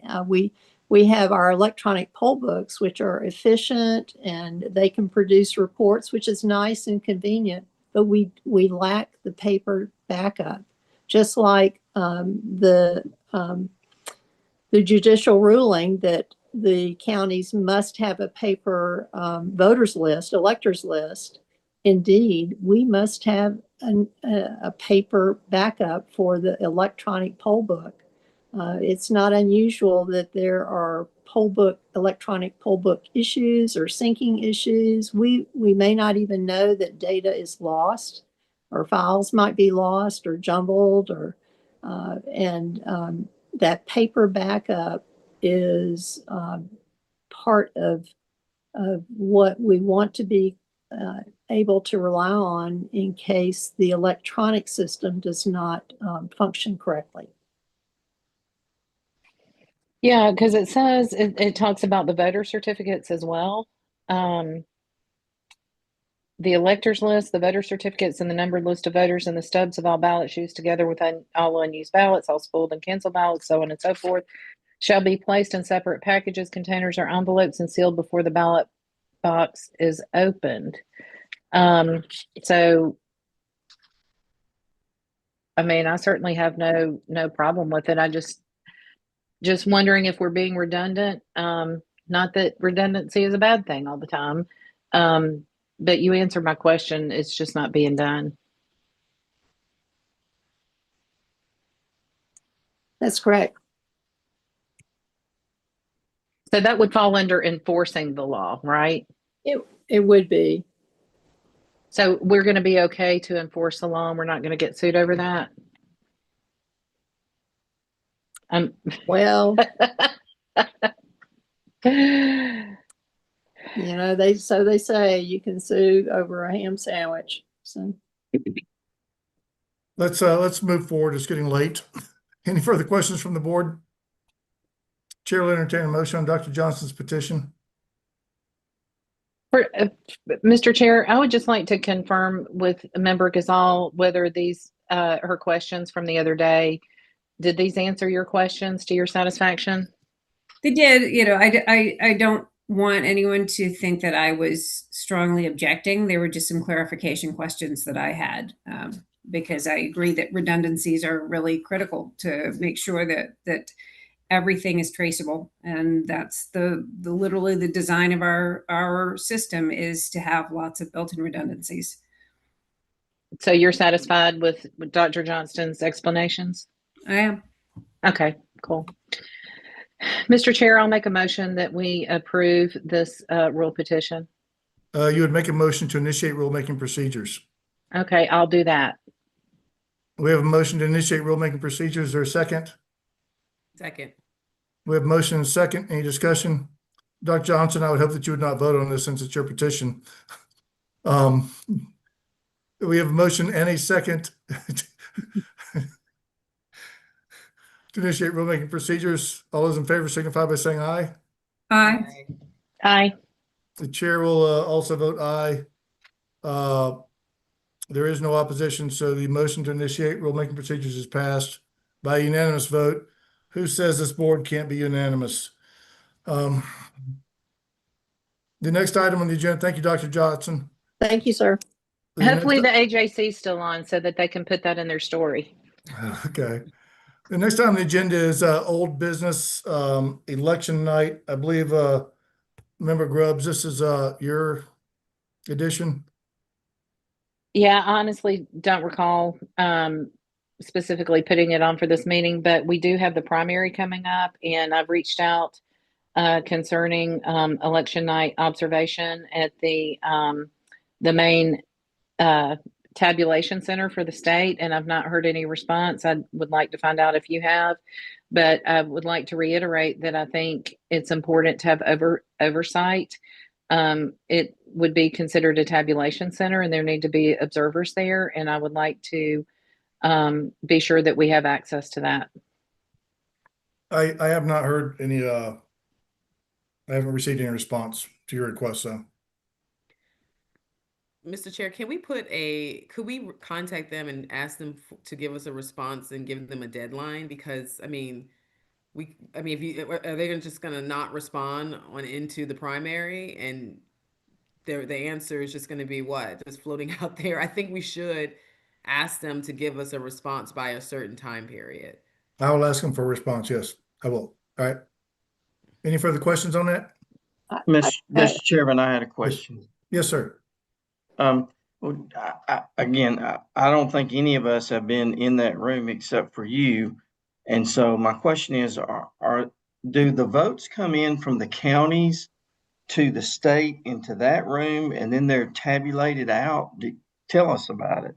I really don't know, Mr. Executive Director. When my visit there was a very short one, and I spent almost the entire thing just meeting people, and it happened at the very beginning of my tenure on this board.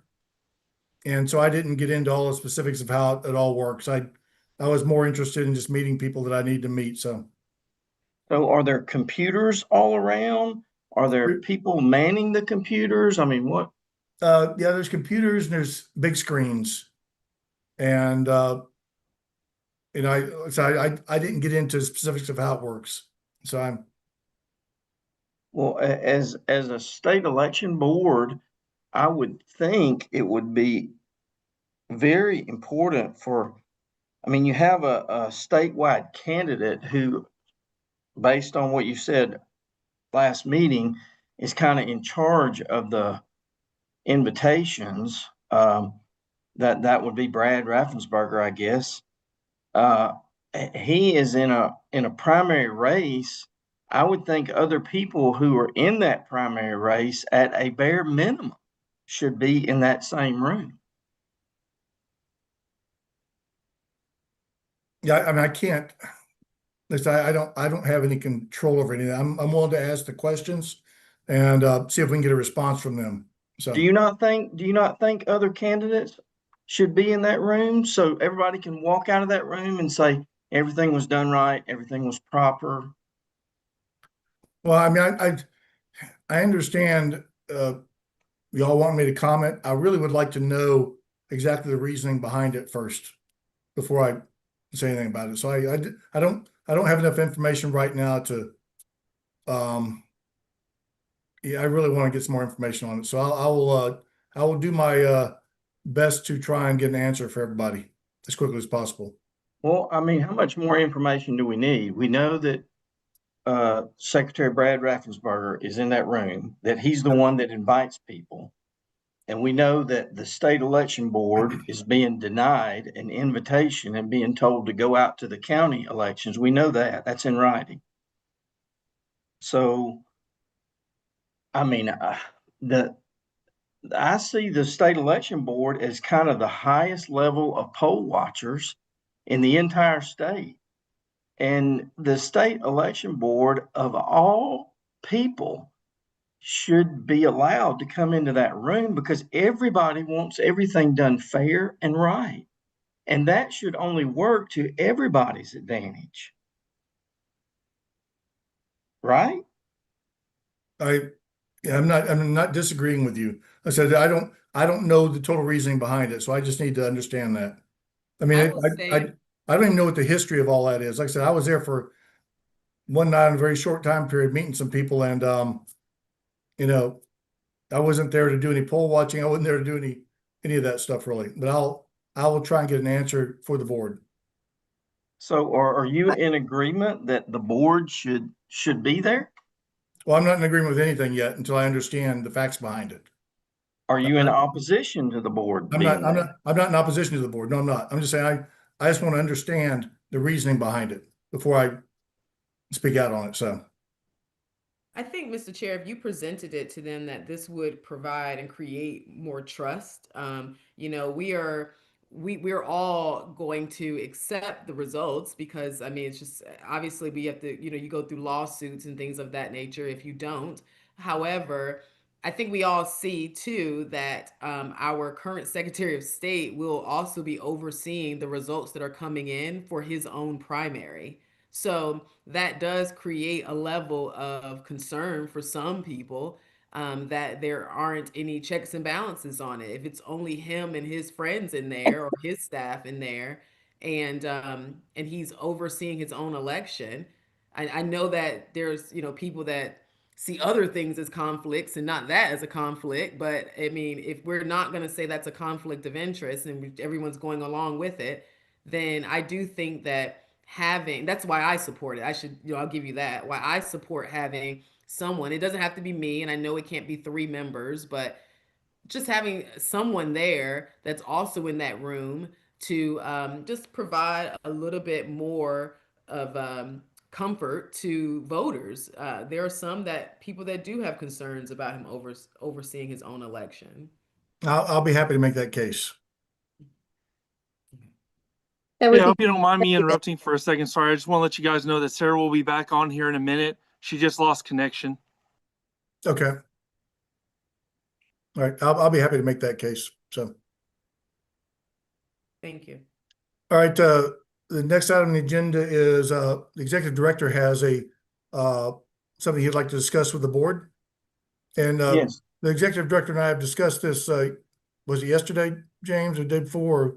I think yesterday. Yes, sir. Yesterday, yeah. And I'm in full support of his proposition. So. Well, and Mr. Chairman, I appreciate that discussion. I appreciate the introduction here today. I'll be quick. The only reason I'm talking to you about this at this time is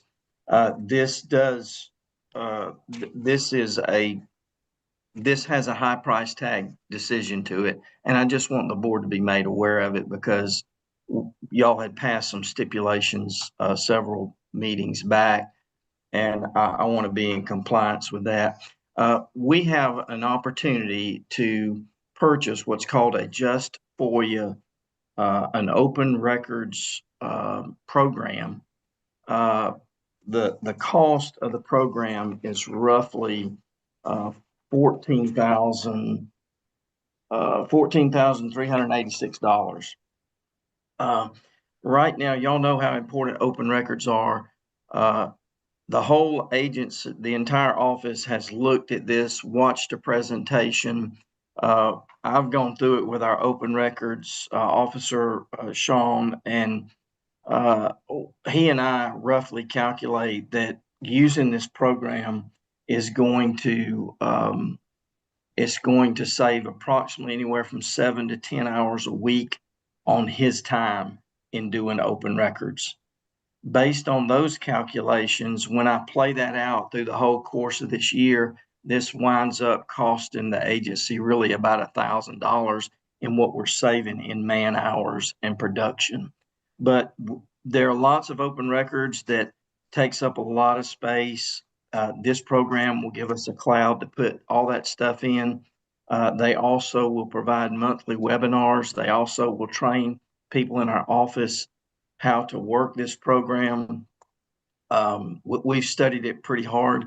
Other government agencies use this. It does most of the redactions for you, which is tremendously time saving in open records. And Sean, is there anything you wanted to add to that?